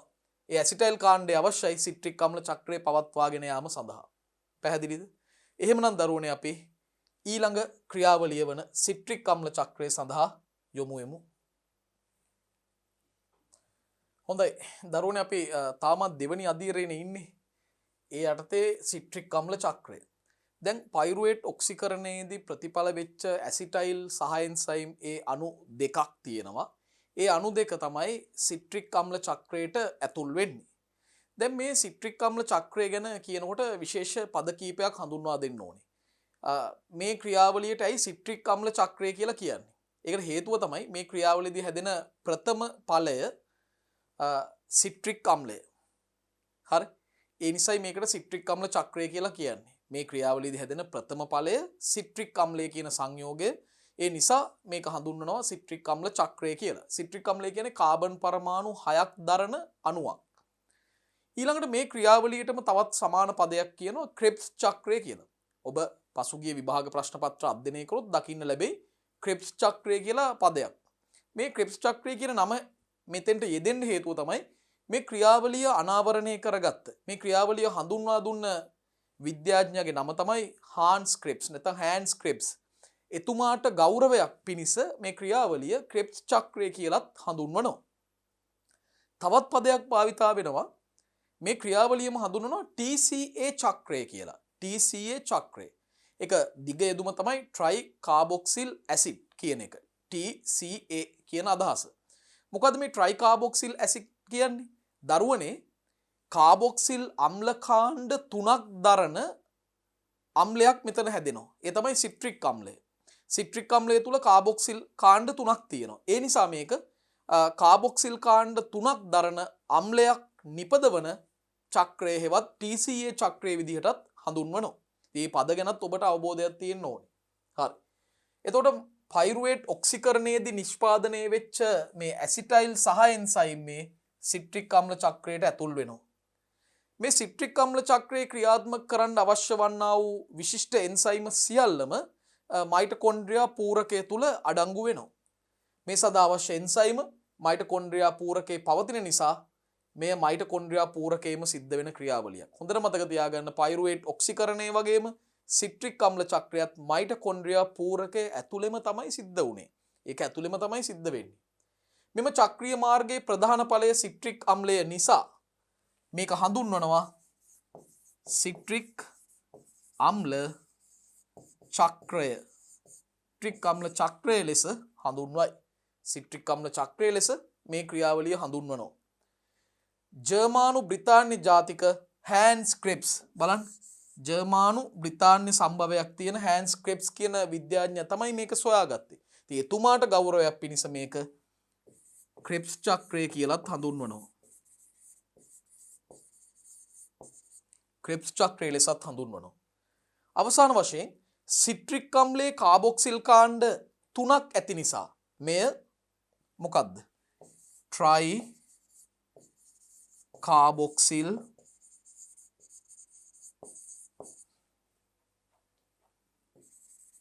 ඇසිඩ් චක්‍රය. චක්‍රය කියන එක මම සාමාන්‍ය සිංහල භාෂාවේ පදයෙන් ලිව්වා. ට්‍රයි කාබොක්සිල් ඇසිඩ් චක්‍රය හෙවත් TCA චක්‍රය ලෙස හඳුන්වනවා. TCA චක්‍රය ලෙස හඳුන්වනවා. ඒ අනුව සිට්‍රික් අම්ල චක්‍රයට මේ නම ලැබෙන්න හේතුව තමයි මේ ක්‍රියාවලියේදී හැදෙන ප්‍රථම ඵලය කාබන් පරමාණු 6ක් දරන සිට්‍රික් අම්ලය. ඒ නිසා සිට්‍රික් අම්ල චක්‍රය කියලා හඳුන්වනවා. ඒ වගේම මේ සිට්‍රික් අම්ල චක්‍ර ප්‍රතික්‍රියා මාලාව මුල්වරට හඳුන්වා දුන්නේ ජර්මානු බ්‍රිතාන්‍ය සම්භවයක් පවතින විද්‍යාඥයෙක් වෙච්ච හෑන්ස් ක්‍රිප්ස් මහතා. එතුමාට ගෞරවයක් පිණිස මේක ක්‍රිප්ස් චක්‍රය කියලාත් හඳුන්වනවා. ඒ වගේම සිට්‍රික් අම්ලය තුල අපිට කාබොක්සිල් කාණ්ඩ 3ක් දකින්න පුළුවන්. ඒ නිසා මේක ට්‍රයි කාබොක්සිල් අම්ලයක් විදිහට සලකනවා. ඒ නිසා ට්‍රයි කාබොක්සිල් ඇසිඩ් චක්‍රය හෙවත් TCA චක්‍රය ලෙස මේ ක්‍රියාවලිය හඳුන්වනවා. ඉතින් මේ නම් ටික ලැබිච්ච විදිහ ගැන හොඳ අවබෝධයක් තියෙන්න ඕනේ. දරුවනේ දැන් සිට්‍රික් අම්ල චක්‍රයේ ප්‍රතික්‍රියා කොහොමද ක්‍රියාත්මක වෙන්නේ? ඒ ගැනයි මම ඔබට අවබෝධයක් ලබා දෙන්න හදන්නේ. ඉතින් මේ ක්‍රියාවලියට සම්බන්ධවමත් මේ චක්‍රීය ක්‍රියාවලිය මම වෙනමම රූප සරණක් ඇඳලා ඔබට පැහැදිලි කරන්න දැන් කැමතියි. බලමු මෙතනදී මොකද්ද වෙන්නේ කියලා. මේ බලන්න. හොඳට බලන්න සිද්ධ වෙන දේ. හරි? මේ ක්‍රියාවලියේදී දරුවනේ ආරම්භක සංයෝගයේ විදිහට ඉන්නේ ඔක්සලෝ ඇසිටේට් කියන කාබන් 4 සංයෝගය. කාබන් 4 සංයෝගයක්. මේක ඔක්සලෝ ඇසිටික් අම්ලය නැත්නම් ඔක්සලෝ ඇසිටේට් කියලාත් හඳුන්වනවා. මෙයා ඉන්නේ මයිටොකොන්ඩ්‍රියා පූරකය තුල. කෙටි යෙදුමක් විදිහට OAA කියලායි මෙයාව හඳුන්වන්නේ. OAA ඔක්සලෝ ඇසිටේට් නැත්නම් ඔක්සලෝ ඇසිටික් අම්ලය. මේ ඔක්සලෝ ඇසිටේට් නැත්නම් ඔක්සලෝ ඇසිටික් අම්ලය මේ අම්ල අණු දෙකක් නැත්නම් ඔක්සලෝ ඇසිටේට් අණු දෙකක් තමයි මේ ප්‍රතික්‍රියාව සඳහා සම්බන්ධ වෙන්නේ. මේ අණු දෙකක් ප්‍රතිග්‍රහණය කරගන්නවා අර පයිරුවේට් ඔක්සිකරණයෙන් ප්‍රතිඵල වෙච්ච ඇසිටයිල් සහ එන්සයිම් ඒ අණු දෙකක් ප්‍රතිග්‍රහණය කරනවා. හරි. මේ බලන්න ඇසිටයිල් මම දැන් කෙටියෙන් ලියා ගන්නම් කෝ A කියලා මෙවැනි අණු කීයක්ද මෙවැනි අණු දෙකක් ප්‍රතිග්‍රහණය කරගන්නවා මෙන්න ප්‍රතිග්‍රහණය කරගත්තා දැන් මේකේ ප්‍රතිඵලයක් විදිහට දැන් අපි දන්නවා ඇසිටයිල් සහ එන්සයිම් A වල කාබන් පරමාණු දෙකයි තියෙන්නේ හොඳට බලන්න සිද්ධ වෙන දේ දැන් කාබන් 4යි A වගේ දෙකක් 4 වරක් 2 8යි කාබන් 2යි A වගේ දෙකක් 2 වරක් 2 4යි එතකොට 4යි 8යි 12යි එතකොට කාබන් ඔක්කොම 12ක් වෙන්න ඕනේ 12 දෙකට බෙදෙනවා ඒ අනුව කාබන් පරමාණු 6ක් දරන කාබන් පරමාණු 6ක් දරන අණු දෙකක් ප්‍රතිඵල වෙනවා මොනවද ඒ අණු දෙක සිට්‍රික් අම්ලය නැත්තම් සිට්‍රේට් කියන්නත් පුළුවන් සිට්‍රේට් කාබන් පරමාණු 6ක් තියෙන අණු දෙකක් ඉතින් අවුලක් නැහැ හරි කාබන් පරමාණු 6ක් තියෙන අණු දෙකක් ලැබෙනවා කාබන් සංඛ්‍යාවේ වෙනසක් නැහැ මෙන්න මේ සිට්‍රේට් කියන අණු දෙක නැත්නම් සිට්‍රික් අම්ල අණු දෙක ඊට පස්සේ දරුවනේ සංකීර්ණ ප්‍රතික්‍රියා මාලාවකට ලක් වෙලා අවසානයේදී ඔක්සලෝ ඇසිටේට්ම නිර්මාණය කරනවා ඔක්සලෝ ඇසිටේට්ම ප්‍රතිජනනය නැත්නම් පුනර්ජනනය කරනවා එතකොට මේක චක්‍රීය ක්‍රියාවලියක් වෙන්නේ දැන් කෙනෙක් අහන්න පුළුවන් මේ අතරමැද ප්‍රතික්‍රියා ගැන දැනගන්න ඕනේ නැද්ද ඇත්තටම ඔබේ නව නිර්දේශය යටතේ මේ අතරමැද ප්‍රතික්‍රියා කිසිවක් දැන ගැනීම අත්‍යවශ්‍ය නැහැ හැබැයි කෙනෙක්ට අවශ්‍ය නම් ඒ ගැන පත පොත කියවලා හොයාගන්න පුළුවන් විභාග මට්ටමේදී මේ ගැන ඔබෙන් විමසන්නේ නැහැ ඉතින් හැබැයි ඔබ දැනගත යුතුයි මේ ක්‍රියාවලිය තුල ලැබෙන නිෂ්පාදන මොනවද කියලා ප්‍රතිඵල මොනවද කියලා දැන් සිට්‍රික් අම්ල අණු දෙක නැත්තම් සිට්‍රේට් දෙක නැවත ඔක්සලෝ ඇසිටේට් අණු දෙකක් බවට පත් වෙනකොට මේ ක්‍රියාවලිය තුලදී අපිට දකින්න පුළුවන් කාබන් ඩයොක්සයිඩ් අණු 4ක් පිට වෙනවා කාබන් ඩයොක්සයිඩ් අණු 4ක් පිට වෙනවා. ඒ කියන්නේ කාබොක්සිල් හරණයක් සිද්ධ වෙලා කාබන් ඩයොක්සයිඩ් අණු 4ක් පිට වෙනවා. ඒ වගේම මේ ක්‍රියාවලිය තුලදී ATP අණු දෙකක් නිපද වෙනවා. ATP අණු දෙකක් නිෂ්පාදනය වෙනවා. ඒ නිපදවන ATP අණු දෙක නිපද වෙන්නේ මතක තියාගන්න උපස්තර ෆොස්ෆොරයිලීකරණය. උපස්තර ෆොස්ෆොරයිලීකරණයෙන් තමයි මේ ATP අණු දෙක නිෂ්පාදනය වෙන්නේ. උපස්තර ෆොස්ෆොරයිලීකරණය. ඒ වගේම දරුවනේ මේ ක්‍රියාවලිය තුලදී අපිට දකින්න ලැබෙනවා NADH අණු මතකනේ NADH අණු 6ක් නිපද වෙනවා. ඒ වගේම තවත් මේ වගේම විශේෂ අණු දෙකක් හැදෙනවා. ඒ තමයි FADH2 අණු දෙකක් හැදෙනවා. FADH2 අණු දෙකක් නිෂ්පාදනය වෙනවා. මෙන්න ලැබෙන ප්‍රතිඵල ටික. මේ ක්‍රියාවලිය තුලදී ලැබෙන ප්‍රතිඵල ටික ගැන අවබෝධයක් තියෙන්න ඕනේ. කාබන් ඩයොක්සයිඩ් 4ක් ලැබෙනවා. උපස්තර ෆොස්ෆොරයිලීකරණයෙන් ATP අණු දෙකක් ලැබෙනවා. ඒ වගේම NADH අණු 6ක් නිෂ්පාදනය වෙනවා. සහ FADH2 අණු දෙකක් නිෂ්පාදනය වෙනවා මේ ක්‍රියාවලිය තුලදී.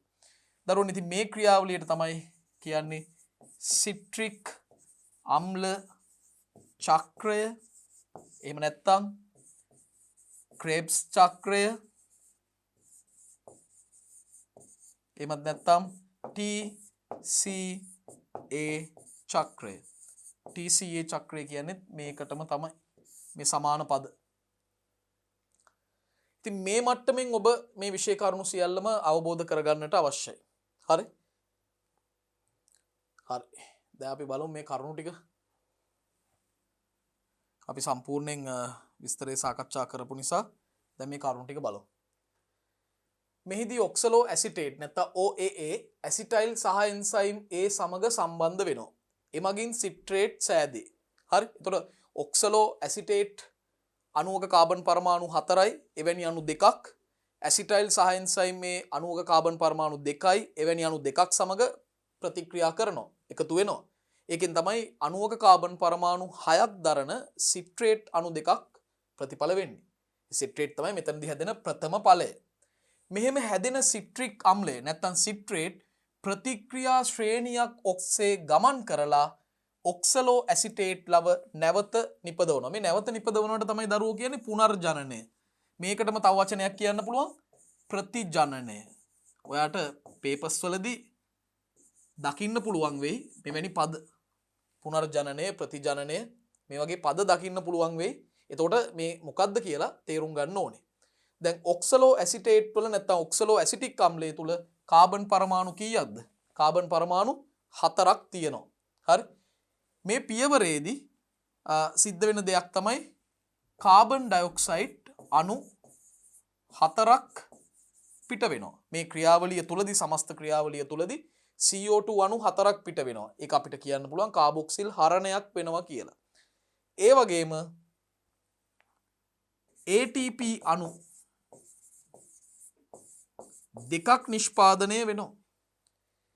ATP අණු දෙකක් නිෂ්පාදනය වෙනවා. ඒ වගේම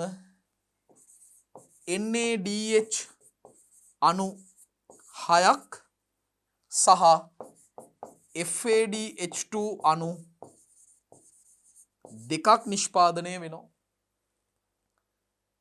ස්වායු තත්ත්ව යටතේ විතරයි මේ සිට්‍රික් අම්ල චක්‍රය ක්‍රියාත්මක වෙන්නේ. ස්වායු තත්ත්ව යටතේ පමණයි. ඒක ඉතාම වැදගත්. මේක ස්වායු තත්ත්ව යටතේ පමණමයි සිද්ධ වෙන්නේ. මෙහිදී ATP නිපද වෙන්නේ අපි ඒක කතා කරා. මෙහිදී ATP නිෂ්පාදනය වෙන්නේ මොන ක්‍රමයකටද? උපස්තර පොස්පොරයිලීකරණයෙන්. ඒ නිසා ATP නිෂ්පාදනය වෙන්නේ උපස්තර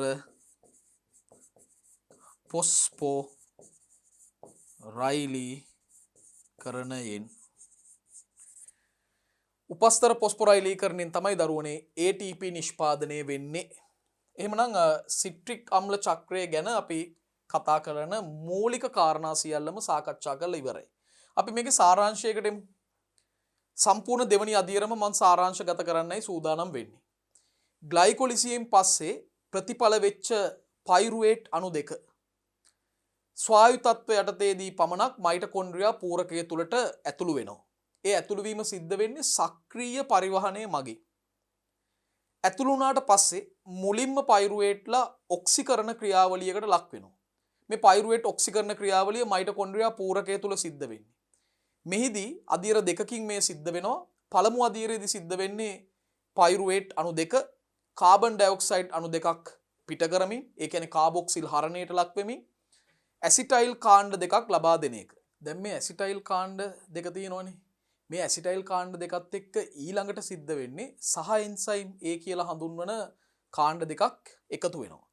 ඒ අණු අවසාන වශයෙන් ඇසිටයිල් සහ එන්සයිම් A අණු දෙකක් ප්‍රතිඵල වෙනවා මේ පයිරුවේට් ඔක්සිකරණ ක්‍රියාවලියේදී. මේ ඇසිටයිල් සහ එන්සයිම් A අණු දෙක තමයි සිට්‍රික් අම්ල චක්‍ර ප්‍රතික්‍රියාවට සහභාගී වෙන්නේ.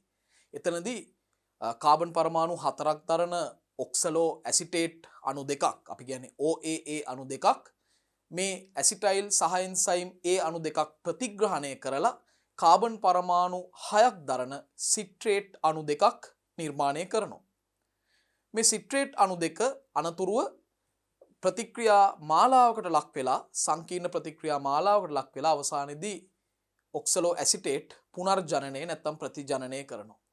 මේ ක්‍රියාවලිය තුලදී කාබන් ඩයොක්සයිඩ් අණු 4ක් පිට වෙනවා. අපි කියනවා කාබොක්සිල් හරණයට ලක් වෙනවා කියලා. ඒ වගේම ATP අණු දෙකක් නිෂ්පාදනය වෙනවා. මේ ATP අණු දෙක නිපද වෙන්නේ උපස්තර පොස්පොරයිලීකරණයෙන්. මීට අමතරව NADH අණු 6කුත් FADH2 අණු දෙකකුත් ඔක්සි හරණයට ලක් වෙනවා. මේ ක්‍රියාවලිය සිට්‍රික් අම්ල චක්‍රය කියලා කියන්න මූලිකම හේතුව තමයි මේ ක්‍රියාවලියේදී හැදෙන ප්‍රථම ඵලය සිට්‍රික් අම්ලය කාබන් පරමාණු 6ක් දරන. ඒ වගේම මේ ක්‍රියාවලියට ක්‍රෙබ්ස් චක්‍රය කියන්න හේතුව තමයි ජර්මන් බ්‍රිතාන්‍ය සම්භවයක් තියෙන විද්‍යාඥයෙකු වෙච්ච හයන්ස් ක්‍රෙබ්ස් මහත්මයා විසින් මේ ක්‍රියාවලිය හඳුන්වා දුන්නා. එතුමාට ගෞරවයක් පිණිස මේක ක්‍රෙබ්ස් චක්‍රය කියනවා. ඒ වගේම මේ ක්‍රියාවලිය TCA චක්‍රය ලෙස හඳුන්වනවා. ඇයි මේ TCA චක්‍රය කියන්නේ? ඒකට හේතුව තමයි ට්‍රයිකාබොක්සිල් අම්ල චක්‍රය. මේ TCA චක්‍රය කියන නමේ තේරුම තමයි ට්‍රයිකාබොක්සිල් අම්ල චක්‍රය. ඒ කියන්නේ මේ ක්‍රියාවලිය තුලදී කාබොක්සිල් අම්ල කාණ්ඩ 3ක් සහිත අණුවක් හැදෙනවා. ඒ අණුව තමයි දරුවනේ සිට්‍රික් අම්ලය. සිට්‍රික් අම්ලය තුල කාබොක්සිල් අම්ල කාණ්ඩ 3ක් තියෙනවා. ඒ නිසා TCA චක්‍රය ලෙසත් මේ ක්‍රියාවලිය හඳුන්වනවා. ඉතින් ඒ අණුව අවසාන වශයෙන් සිට්‍රික් අම්ල චක්‍රය තුලදී ලැබෙන ප්‍රතිඵල විදිහට කලින් මම කිව්වා වගේම කාබන් ඩයොක්සයිඩ් අණු 4ක් කාබොක්සිල් හරණයෙන්, ඒ වගේම උපස්තර පොස්පොරයිලීකරණයෙන් ATP අණු 2ක්, ඒ වගේම ඔක්සි හරණයට ලක්වීමෙන් NADH අණු 6ක් සහ FADH2 අණු 2ක් ප්‍රතිඵල වෙනවා. ඒ අනුව පයිරුවේට් ඔක්සිකරණය සහ සිට්‍රික් අම්ල චක්‍රය පිළිබඳව අපි උගත් කාරණා සියල්ලම මින් සාකච්ඡා කර අවසන් වෙනවා.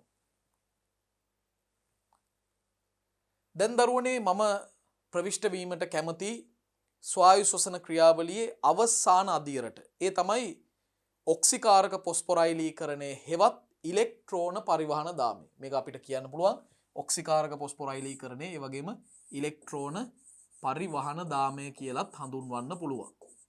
ඉලෙක්ට්‍රෝන පරිවහන දාමය. මේ පියවර සිද්ධ වෙන්නේ මයිටොකොන්ඩ්‍රියාවේ අභ්‍යන්තර පටලේ මියර ආශ්‍රිතව. මයිටොකොන්ඩ්‍රියාවේ අභ්‍යන්තර පටලේ මියර ආශ්‍රිතව. එතන අපිට හිස්තැන සම්පූර්ණ කරන්න පුළුවන්. මේ පියවර මයිටොකොන්ඩ්‍රියමේ අභ්‍යන්තර පටලයේ මියර මත සිදුවේ. මියර ආශ්‍රිතව නැත්තම් මියර මත සිදුවේ. දැන් අපි දන්නවා අභ්‍යන්තර පටලයේ තනින් තන ඇඟිලි වගේ නිරුම් තියෙනවා. ඒ නිරුම් වලට තමයි මියර කියන්නේ. මේ මියර වල පවතින මේ නැමීමේ ස්වභාවය ස්වરૂපය නිසාම අභ්‍යන්තර පටලයේ පෘෂ්ඨික ක්ෂේත්‍රඵලය වැඩි වෙලා තියෙනවා. මියර නැමීම නිසා, මියර වල නැමීම නිසා ඔක්සිකාරක පොස්පොරයිලීකරණයට අවශ්‍ය පෘෂ්ඨික ක්ෂේත්‍රඵලය වැඩි වෙලා තියෙනවා. ඔක්සිකාරක පොස්පොරයිලීකරණ ක්‍රියාවලියට අවශ්‍ය පෘෂ්ඨික ක්ෂේත්‍රඵලය වැඩි වෙලා තියෙනවා මේ මියර වල තියෙන නැමීමේ ස්වභාවය නිසා. දැන් මේ ක්‍රියාවලියේදී ඇත්තටම දරුවනේ මොකද්ද වෙන්නේ? ඔබට මතක නම් ග්ලයිකොලිසිය තුල NADH අණු දෙකක් නිෂ්පාදනය වුණා. පයිරුවේට් ඔක්සිකරණ ක්‍රියාවලියේදී NADH අණු තවත් දෙකක් හැදුනා. ඒ වගේම සිට්‍රික් අම්ල චක්‍රයේදී NADH අණු 6ක් හැදුනා. ඒ අණුව එක ග්ලූකෝස් අණුවකට අදාළව මේ වන විට NADH අණු 10ක් හැදිලා තියෙනවා. ඒ වගේම FADH2 අණු දෙකක් හැදිලා තියෙනවා. මේවා දරුවනේ අධිශක්ති සංයෝග. මේවා ඔක්සිහරණයට ලක්වෙච්ච අධිශක්ති සංයෝග, ඒ වගේම ඔක්සිහරණයට ලක්වෙච්ච සහ එන්සයිම කියලත් පොත්පත්වල සඳහන් වෙනවා. දැන් මේ ඔක්සිහරණයට ලක්වෙච්ච මේ සංයෝග අපට අවශ්‍ය නම් පුළුවන් ඔක්සිකරණයට ලක් කරන්න. ඔක්සිකරණයට ලක් කරන්න. කවුරු හරි කෙනෙක් ඔක්සිකරණය වෙනවා කියන්නේ එයා සතු ඉලෙක්ට්‍රෝන පිට කරනවා කියන එකනේ. අපි ඒව දන්නවා. එතකොට මේ NADH සහ FADH2 සතුව පවතින ඉලෙක්ට්‍රෝන පිට කරවන්න පුළුවන්.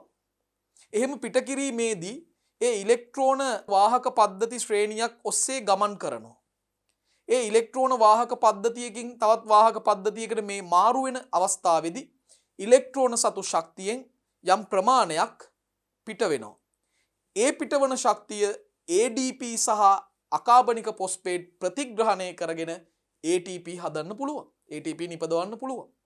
දැන් සාමාන්‍යයෙන් විද්‍යාඥයින් හොයාගත්ත ගණනය කිරීම වලට අනුව පරීක්ෂණ වලින් ලැබිච්ච දත්ත සලකලා NADH එක අණුවක් භාවිතා කරලා සාමාන්‍යයෙන් ATP අණු 2.5ක් නිපදවන්න පුළුවන් කියලා. ATP අණු සාමාන්‍යයක් ලෙස 2.5ක් නිපදවන්න එක NADH අණුවකින් පුළුවන්.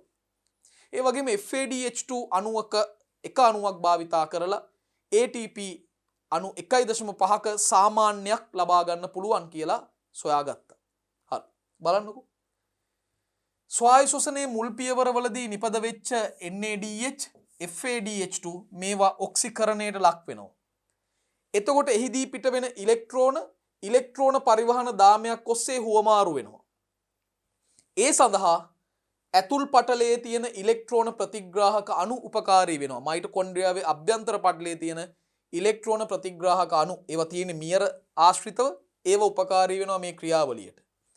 දැන් මෙහෙම ඉලෙක්ට්‍රෝන එක පද්ධතියකින් ඊළඟ වාහක පද්ධතියට ඔහොම යනකොට මාරු වෙවි ගිහිල්ලා අවසානයේ මේ ඉලෙක්ට්‍රෝන වල ගමනාන්තයක් තියෙන්න ඕනේ. ඒ කියන්නේ කවුරු හරි කෙනෙක් අවසානයේදී මේ ඉලෙක්ට්‍රෝන ටික ප්‍රතිග්‍රහණය කරන්න ඕනේ අවසන් වරට. එතනින් එහාට ඉලෙක්ට්‍රෝන ගමනයක් සිද්ධ වෙන්නේ නැහැ. ඉලෙක්ට්‍රෝන ගලා යාමක් සිද්ධ වෙන්නේ නැහැ. ඒ නිසා කවුද මේ වගකීම දරන්නේ? ඉලෙක්ට්‍රෝන අවසන් වතාවට ප්‍රතිග්‍රහණය කරන්නේ අණුක ඔක්සිජන් O2. එයා ඉලෙක්ට්‍රෝන සහ H+ ප්‍රතිග්‍රහණය කරලා ජලය බවට පත් වෙනවා.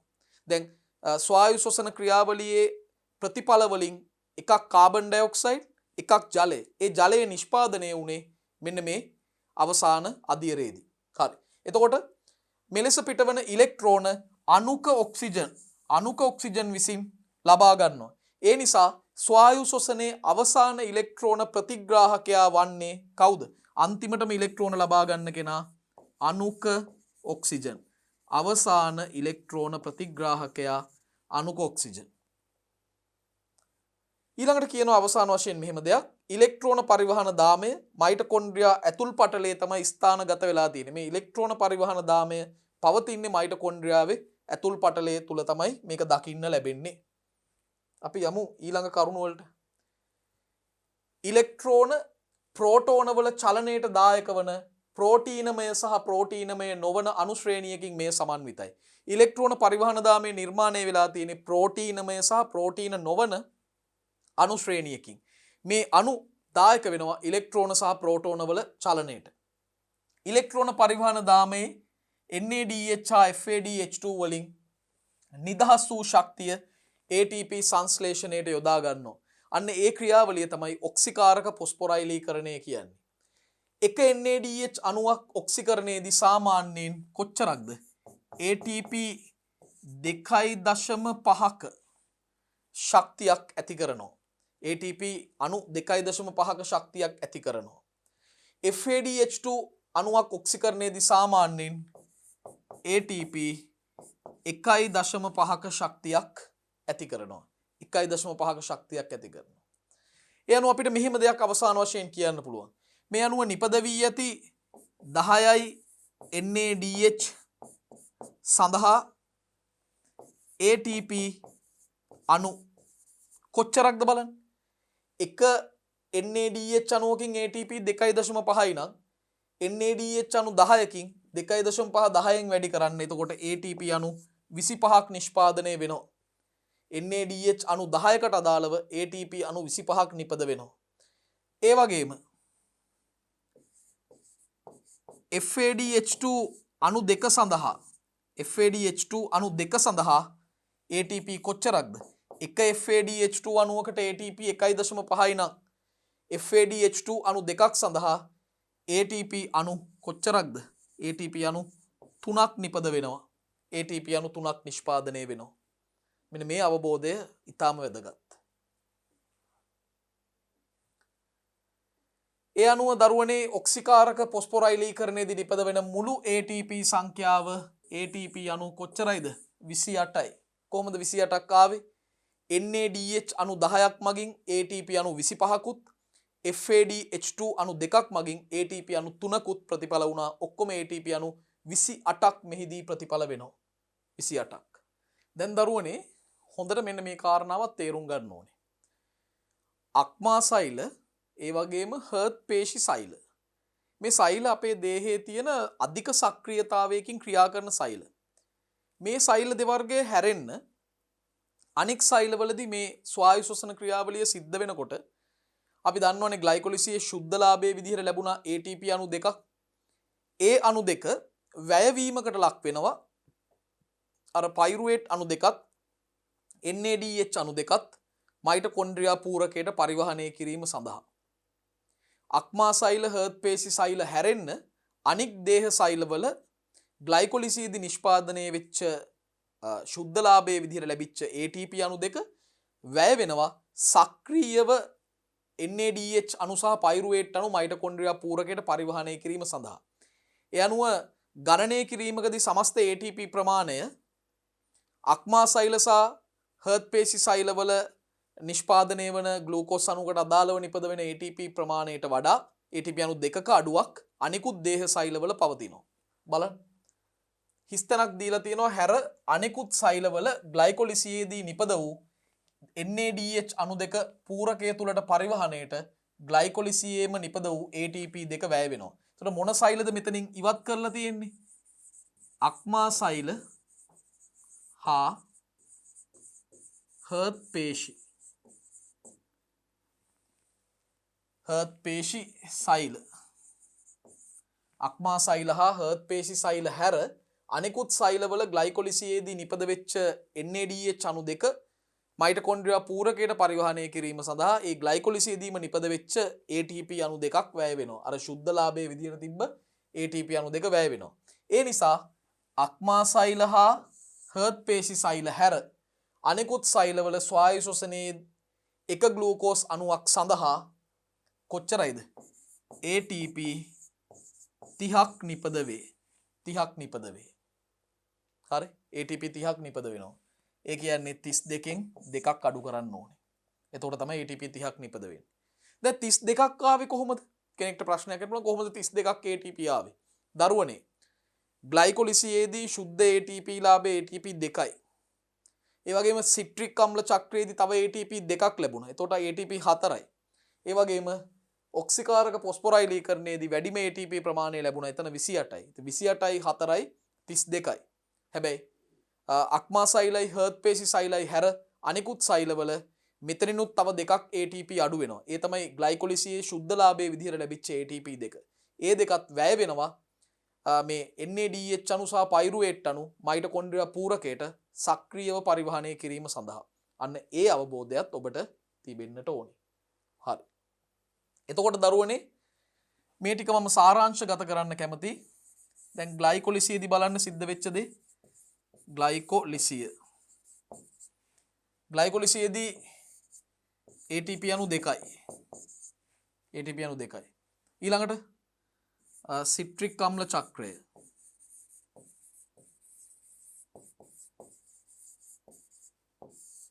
එතනදී ATP අණු දෙකයි.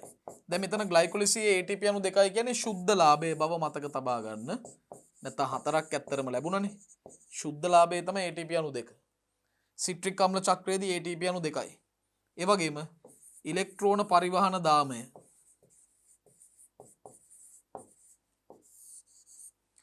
මේ ක්‍රියාවලියේදී ATP අණු 28යි. එතකොට තමයි මේ අක්මා සෛලවලට හර්ට් පේශි සෛලවලට අදාළව ATP අණු 32ක් නිර්මාණය වෙන්නේ මෙන්න මේ විදිහට. 32ක් නිර්මාණය වෙන්නේ මෙන්න මේ විදිහට. මේ අවබෝධය තියෙන්නට ඕනේ. දැන් බලන්න දරුවනේ අපි අවසාන වශයෙන් සාකච්ඡා කරන්නට සූදානම් ග්ලූකෝස් අණුවක ස්වායු ශ්වසනයේදී නිපදවන ATP සංඛ්‍යාව. මේක ඔබගේ විෂය නිර්දේශයට අදාළ සම්පත් පොතට අදාළව නිර්මාණය කරපු සටහන. දැන් ATP අණු දෙකක් ග්ලයිකොලිසියේදී ලැබෙනවා. ඒ ATP අණු දෙක කෙලින්ම මම ඍජුවම මෙතෙන්ට දානවා. මේ ATP අණු දෙක අර ශුද්ධ ලාභයේ විදිහට ලැබිච්ච ATP අණු දෙක. ඒ වගේම ග්ලයිකොලිසියේදී NADH අණු දෙකක් හැදුණානේ. මේ NADH අණු දෙකෙන් ATP අණු 5ක් ප්‍රතිඵල කරගන්න පුළුවන්. හැබැයි මේ පහ ලැබෙන්නේ මතක තියාගන්න ඔක්සිකාරක පොස්පොරයිලීකරණයේදී. ඉලෙක්ට්‍රෝන පරිවහන දාමයේදී.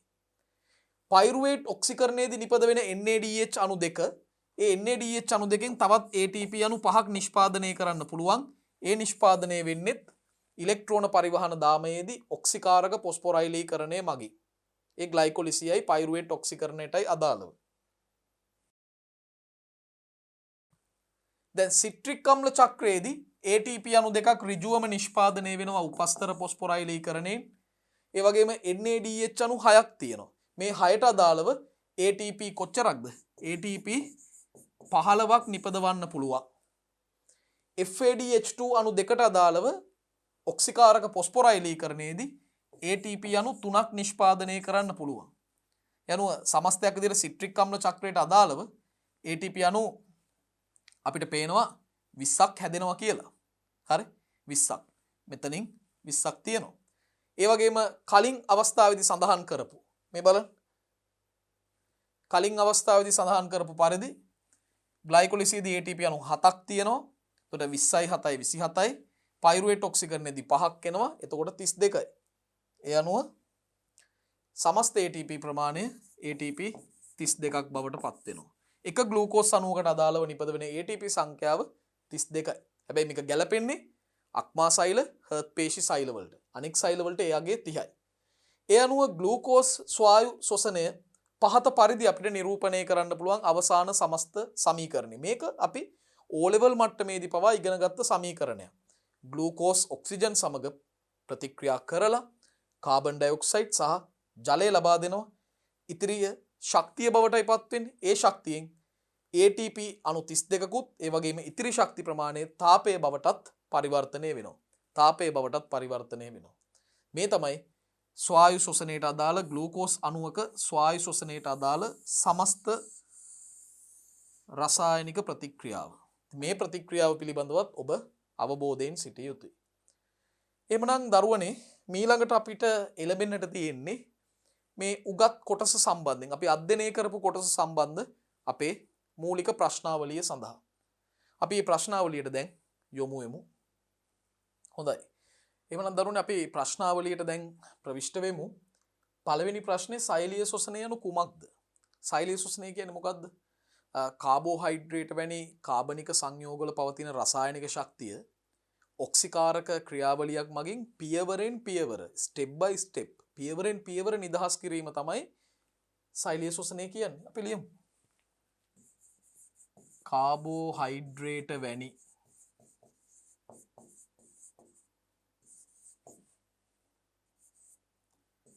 කාබනික සංයෝග තුල පවතින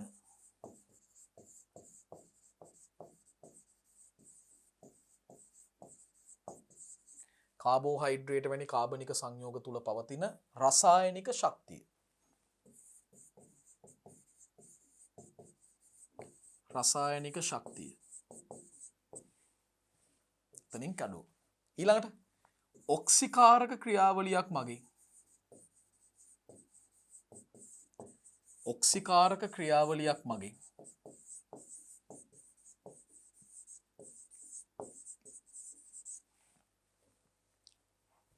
අවසාන කොටස පියවරෙන් පියවර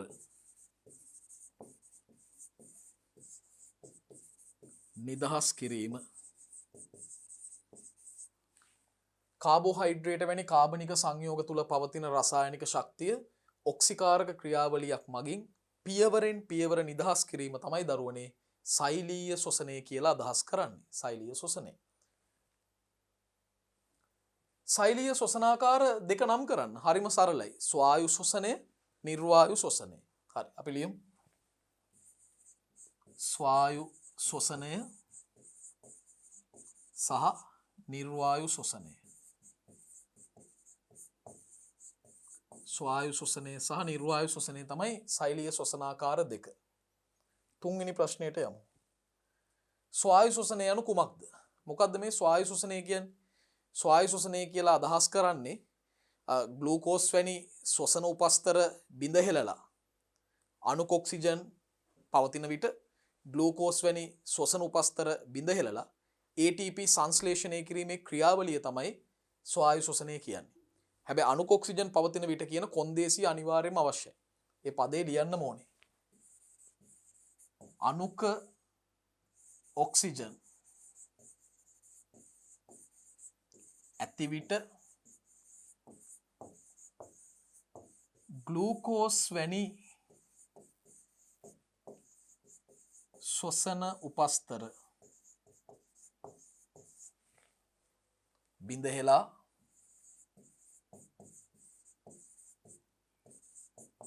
ATP සංශ්ලේෂණය කිරීමේ ක්‍රියාවලිය. ඒක තමයි ස්වායු ශ්වසනය කියන්නේ.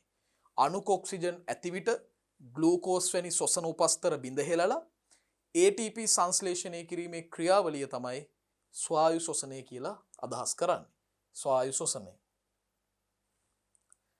දරුවනේ හතරවෙනි ප්‍රශ්නය ජීවී සෛල තුල ප්‍රධාන ශ්වසන උපස්තරය කුමක්ද? ජීවී සෛල තුල තියෙන ප්‍රධාන ශ්වසන උපස්තරය මොකක්ද? ඒ තමයි ග්ලූකෝස්. හරිම සරලයි පිළිතුර ග්ලූකෝස්. ග්ලූකෝස් තමයි ප්‍රධාන ශ්වසන උපස්තරය. සජීවී සෛල තුල පවතින ප්‍රධාන ශ්වසන උපස්තරය ග්ලූකෝස්. මම පස්වෙනි ප්‍රශ්නයට යොමු වෙන්න කැමතියි. ග්ලූකෝස් අණුවක ස්වායු ශ්වසන ක්‍රියාවලියේ ප්‍රධාන පියවර මොනවද? ප්‍රධාන පියවර තුනක් අපි මෙතනදී සාකච්ඡා කරනවා. මොනවද මේ ප්‍රධාන පියවර තුන? එකක් තමයි ග්ලයිකොලිසිය. ග්ලයිකොලිසිය. මේක සිදුවන තැන මම ලියන්නේ නැහැ. හැබැයි ඔයාට මතක් වෙන්න ඕනේ මේ තැන. මොකද්ද? ග්ලයිකොලිසිය සිදුවන ස්ථානය තමයි සයිටෝසෝලේ නැත්නම් සෛලප්ලාස්මය. දෙවනි එක. දෙවනි පියවර මොකද්ද? පයිරුවේට් ඔක්සිකරණය සහ සිට්‍රික් අම්ල චක්‍රය. මේ සිදුවීම් දෙකම සිද්ධ වෙන්නේ මයිටොකොන්ඩ්‍රියා පූරකය තුල බව මතක තියාගන්න. හරි. දෙවනි සිදුවීම ලියමු. පයිරුවේට් ඔක්සිකරණය සහ සිට්‍රික් අම්ල චක්‍රය.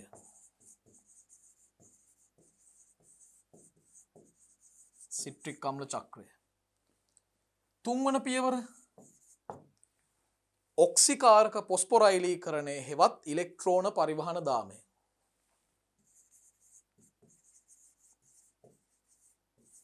ඔක්සිකාරක පොස්පොරයිලීකරණය හෙවත් ඉලෙක්ට්‍රෝන පරිවහන දාමය. මේක වෙන්නේ මයිටොකොන්ඩ්‍රියාවේ අභ්‍යන්තර පටලයේ මිය රාශ්‍රිතව තමයි සිද්ධ වෙන්නේ. අපි 6 වෙනි ප්‍රශ්නයට යමු. බලන්න අපි කතා කරපු දේ තමයි දැන් අපිට ලියන්න තියෙන්නේ. ස්වායු ශ්වසන ක්‍රියාවලියේ එක එක පියවර සිද්ධ වෙන ස්ථානයේ ඉදිරියෙන් ලියන්න. හැබැයි දරුවනේ ස්ථානයේ ලියන්න නම් ක්‍රියාවලියත් අනිවාර්යයෙන්ම ලියන්න ඕනේ. ලියලා පොඩි ඉරි කෑල්ලක් ගහලා පොඩි ඉරක් ගහලා තමයි මේක ලියන්න ඕනේ. ඒක තමයි වඩාත්ම සුදුසු ක්‍රමය. හරි. අපි එහෙමනම් මෙහෙම පටන් ගමු. ග්ලයිකොලිසිය ඉඩ පොඩ්ඩක් මඩදි වෙන්න පුළුවන්. කමන්නේ. ග්ලයිකොලිසිය. ග්ලයිකොලිසිය සිදුවන ස්ථානය සයිටෝසෝලය. ග්ලයිකොලිසිය සිද්ධ වෙන ස්ථානය සයිටෝසෝලය. දෙවනි පියවර මොකද්ද? පයිරුවේට් ඔක්සිකරණය හා සිට්‍රික් අම්ල චක්‍රය. මේක සිද්ධ වෙන්නේ කොහෙද? නිකම් මයිටොකොන්ඩ්‍රියාවට ලකුණු නැහැ. මයිටොකොන්ඩ්‍රියා පූරකය කියලා හරියටම ලියන්න ඕනේ. මයිටොකොන්ඩ්‍රියා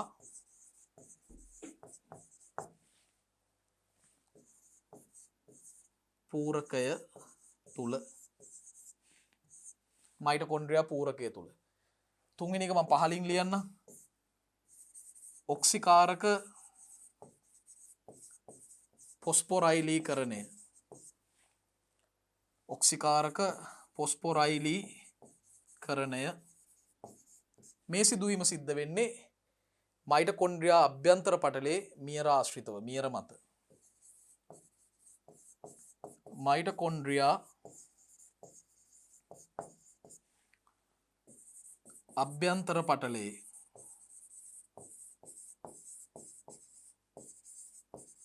මියර මත. මියර මත තමයි මේ ක්‍රියාවලිය සිද්ධ වෙන්නේ. පැහැදිලි නේද? හොඳයි. මම 7 වෙනි ප්‍රශ්නයට යොමු වෙනවා. ග්ලයිකොලිසියේ අන්තඵල මොනවද? දරුවනේ ග්ලයිකොලිසිය මේ බලන්න සිද්ධ වෙන දේ. ග්ලයිකොලිසියේදී සිද්ධ වෙන්නේ කාබන් පරමාණු 6ක් දරන ග්ලූකෝස් අණුවක් බිඳ වැටෙනවා. කාබන් පරමාණු 3ක් දරන පයිරුවේට් අණු 2ක් බවට බිඳ වැටෙනවා. දැන් මේ ක්‍රියාවලිය තුලදී ශුද්ධලාභයේ විදිහට ATP අණු 2ක් ප්‍රතිඵල වෙනවා ශුද්ධලාභයේ විදිහට. ඒ වගේම මේ ක්‍රියාවලිය තුලදී ඔක්සිහරණයට ලක් වෙලා NADH අණු 2ක් ප්‍රතිඵල වෙනවා. NADH අණු 2ක් ප්‍රතිඵල වෙනවා ඔක්සිහරණයෙන්. දැන් මේ ක්‍රියාවලිය ස්වායු නිර්වායු ඕනම තත්වයකට වෙන්න පුළුවන්. මොකද අණුක ඔක්සිජන් වල බලපෑමක් නැති නිසා.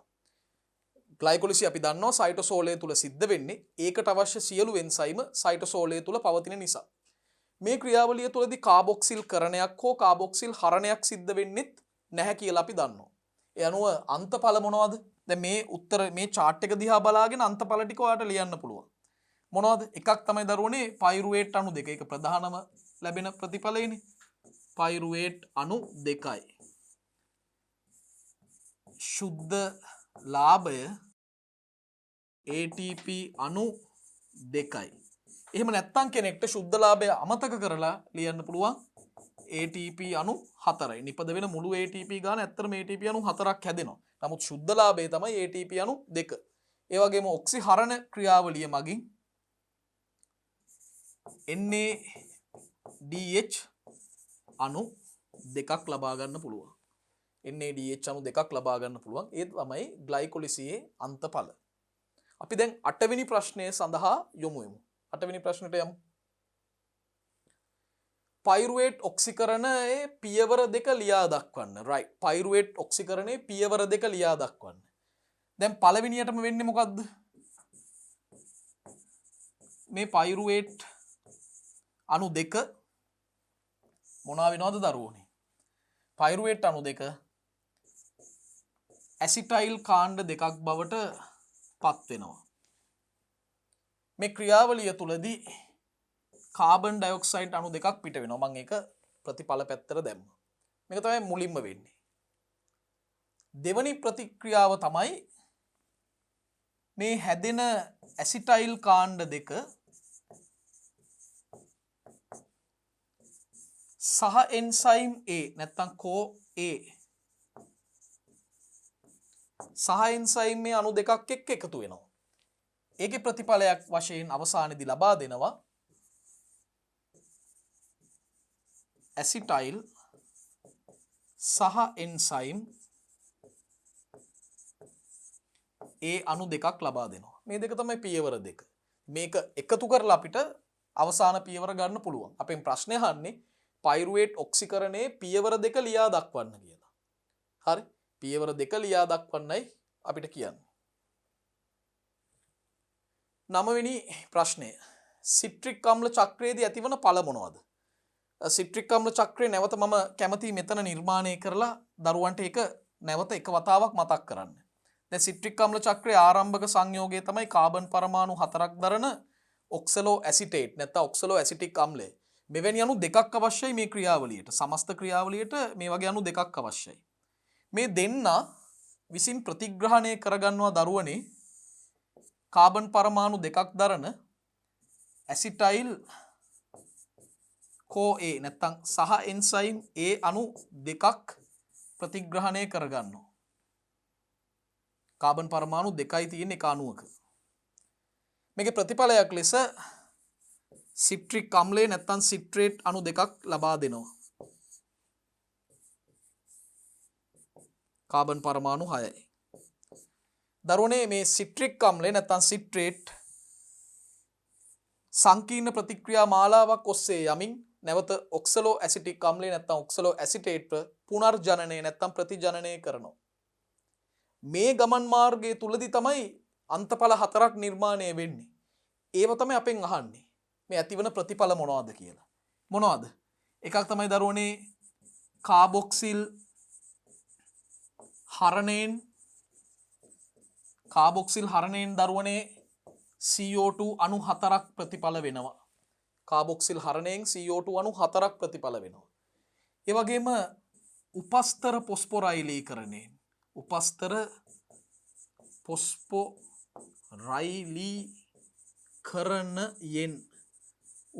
පොස්පොරයිලීකරණයෙන් ATP අණු දෙකක් ප්‍රතිඵල වෙනවා. ATP අණු දෙකක් ප්‍රතිඵල වෙනවා. ඒ වගේම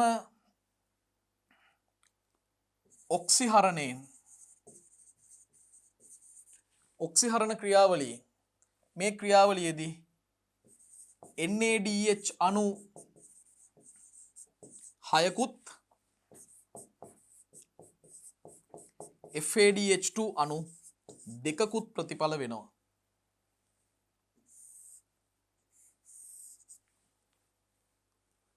මෙන්න මේවා තමයි එහෙමනම් සිට්‍රික් අම්ල චක්‍රයේදී ඇතිවන ප්‍රතිඵල අන්තඵල. හරි. සිට්‍රික් අම්ල චක්‍රයේ මුළුමනින්ම ක්‍රියාත්මක වෙන්නේ මයිටොකොන්ඩ්‍රියා පූරකය තුල. ඒ සඳහා අවශ්‍ය එන්සයිම මයිටොකොන්ඩ්‍රියා පූරකය තුලම අන්තර්ගත වෙනවා. හරි. 10 වන ප්‍රශ්නයට යමු එමු. ස්වායු ශ්වසන ක්‍රියාවලිය අවසාන ඉලෙක්ට්‍රෝන ප්‍රතිග්‍රාහකයා කවුද? හරිම පහසු උත්තරයක්. ස්වායු ශ්වසන ප්‍රතික්‍රියාවේ අවසාන ඉලෙක්ට්‍රෝන ප්‍රතිග්‍රාහකයා අණුක ඔක්සිජන්. ඔබ දන්නා පරිදි O2. O2 තමයි අවසාන ඉලෙක්ට්‍රෝන ප්‍රතිග්‍රාහකයා. තමයි අවසානයේට ඉලෙක්ට්‍රෝන ලබාගෙන ජලය බවට පත් වෙන්නේ. ඉලෙක්ට්‍රෝන සහ හයිඩ්‍රජන් ධනායන දෙකම ලබා ගන්නවා. 11 වෙනි ප්‍රශ්නය. ඔක්සිකාරක පොස්පොරයිලීකරණයේදී නිපදවන ATP ප්‍රමාණය කොපමණද? ඔක්සිකාරක පොස්පොරයිලීකරණයේදී නිපදවන ATP ප්‍රමාණය කොපමණද? දැන් මෙහෙමනේ එක ග්ලූකෝස් අණුවකට අදාළව මම මෙතනින් ඒක ලියන්නම්. ග්ලූකෝස් අණුවකට අදාළව ග්ලූකෝස් අණුවකට අදාළව දරුවනේ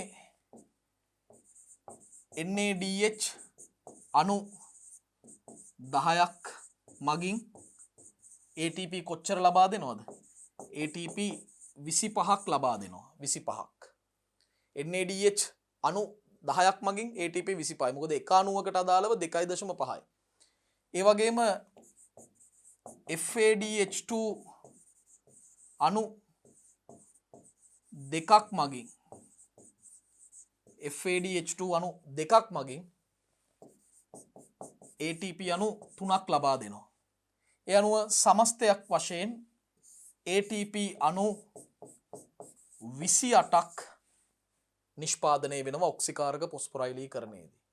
ඔක්සිකාරක පොස්පොරයිලීකරණයේදී ATP නිපදවන ප්‍රමාණය අණු 28ක් නිපද වෙනවා. එක් පියවරවලදී නිපදවන ATP සංඛ්‍යාවන් ලියා දක්වන්න. එක් පියවරවලදී නිපදවන ATP සංඛ්‍යාවන්. දැන් ග්ලයිකොලිසිය ගත්තම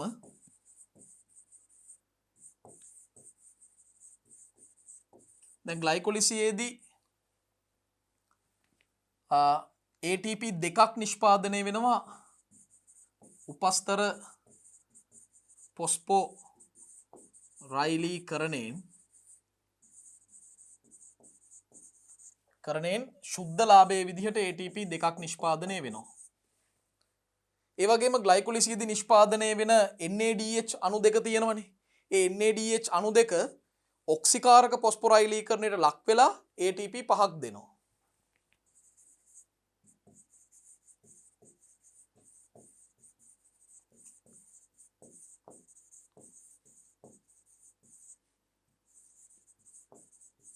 ඔක්සිකාරක පොස්පොරයිලීකරණයෙන් කවුද? NADH අණු දෙක. ඒක මතක තියාගන්න. මේ NADH අණු දෙක ග්ලයිකොලිසියේදී නෙමෙයි දරුවනේ මේ ATP ලබා දෙන්නේ. ඒක ලබා දෙන්නේ ඉලෙක්ට්‍රෝන පරිවහන දාමේදී. හැබැයි ඔක්සිකාරක පොස්පොරයිලීකරණය කියන ක්‍රියාවලිය. ඒතර ඔක්සිකාරක පොස්පොරයිලීකරණයෙන් NADH අණු දෙක මගින් ATP අණු 5ක් නිෂ්පාදනය වෙනවා. ඒ ග්ලයිකොලිසියේදී. ඊළඟට පයිරුවේට් ඔක්සිකරණයේදී බලමු මොකද වෙන්නේ කියලා.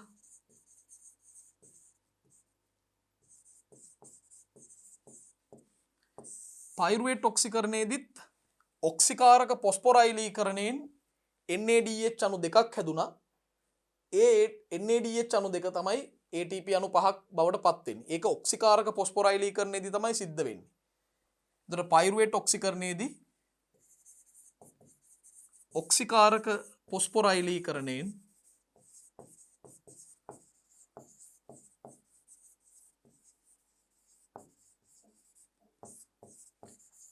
මේ හැදිච්ච පයිරුවේට් ඔක්සිකරණයේදී හැදිච්ච NADH අණු දෙක ATP අණු 5ක් බවට පත් කරනවා ඔක්සිකාරක පොස්පොරයිලීකරණය. ඊළඟ දරුවනේ අපි සිට්‍රික් අම්ල චක්‍රයට යොමු වෙමු.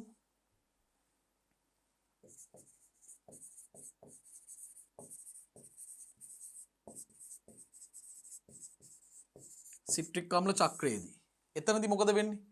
එතනදී උපස්තර පොස්පොරයිලීකරණයෙන් ATP අණු දෙකක් ලැබෙනවා.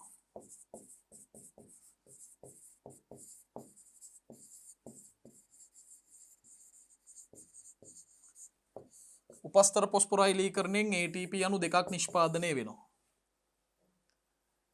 ඒ වගේම ඔක්සිකාරක පොස්පොරයිලීකරණයෙන්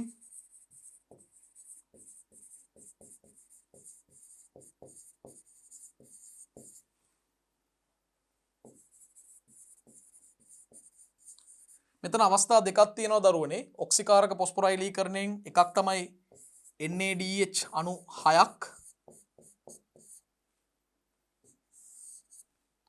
ඒ වගේම එතනින් NADH අණු 6කින් ATP අණු 15ක් ලැබෙනවා. තව වතාවක් අපි ලියමු. FADH2 අණු වලටත් අදාළව ඒවත් ඔක්සිකාරක පොස්පොරයිලීකරණයෙන්ම තමයි ATP නිපදවන්නේ. දෙවාරයක් FADH2 මෙතනින් ලැබෙනවා ATP අණු 3ක්. එමනම් දරුවනේ මෙන්න සමස්ත ATP නිෂ්පාදනය බලන්න 2යි 5යි 7යි 7යි 5යි 12යි 12යි 2යි 14යි 14යි 15යි 29යි 29යි 3යි 32යි. එහෙමනම් අවසාන ATP නිෂ්පාදන එක ග්ලූකෝස් අණුවකට අදාළව 32යි. මේ 32 වළංගු වෙන්නේ අක්මා සෛල, හර්ට් පේශි සෛල වගේ සක්‍රියතාවයෙන් වැඩි සෛලවලට. අනෙකුත් දේහ සෛලවලදී මෙහි අගය 30යි. එතනදී අඩු වෙන්නේ මේ උපස්තර පොස්පොරයිලීකරණයෙන් ග්ලයිකොලිසිසයේදී ලැබිච්ච ශුද්ධ ATP ලාභය වන ATP අණු දෙකත් එතනදී වැය වෙනවා. ඒ අනුව දරුවනේ සෛලීය ශ්වසනයට අදාළ ස්වායු ශ්වසන ක්‍රියාවලිය මුළුමනින්ම මම සාකච්ඡා කරලා ඊට අදාළ ප්‍රශ්නාවලියත් ඔබට පැහැදිලි කරා. මෙහි ඊළඟ පියවර වශයෙන් අපි සාකච්ඡා කිරීමට බලාපොරොත්තු වන්නේ නිර්වායු ශ්වසනයයි. නිර්වායු ශ්වසනයේ පාඩමත් සමග නැවත මුණ ගැහෙමු. ඔබට සුබ දවසක්.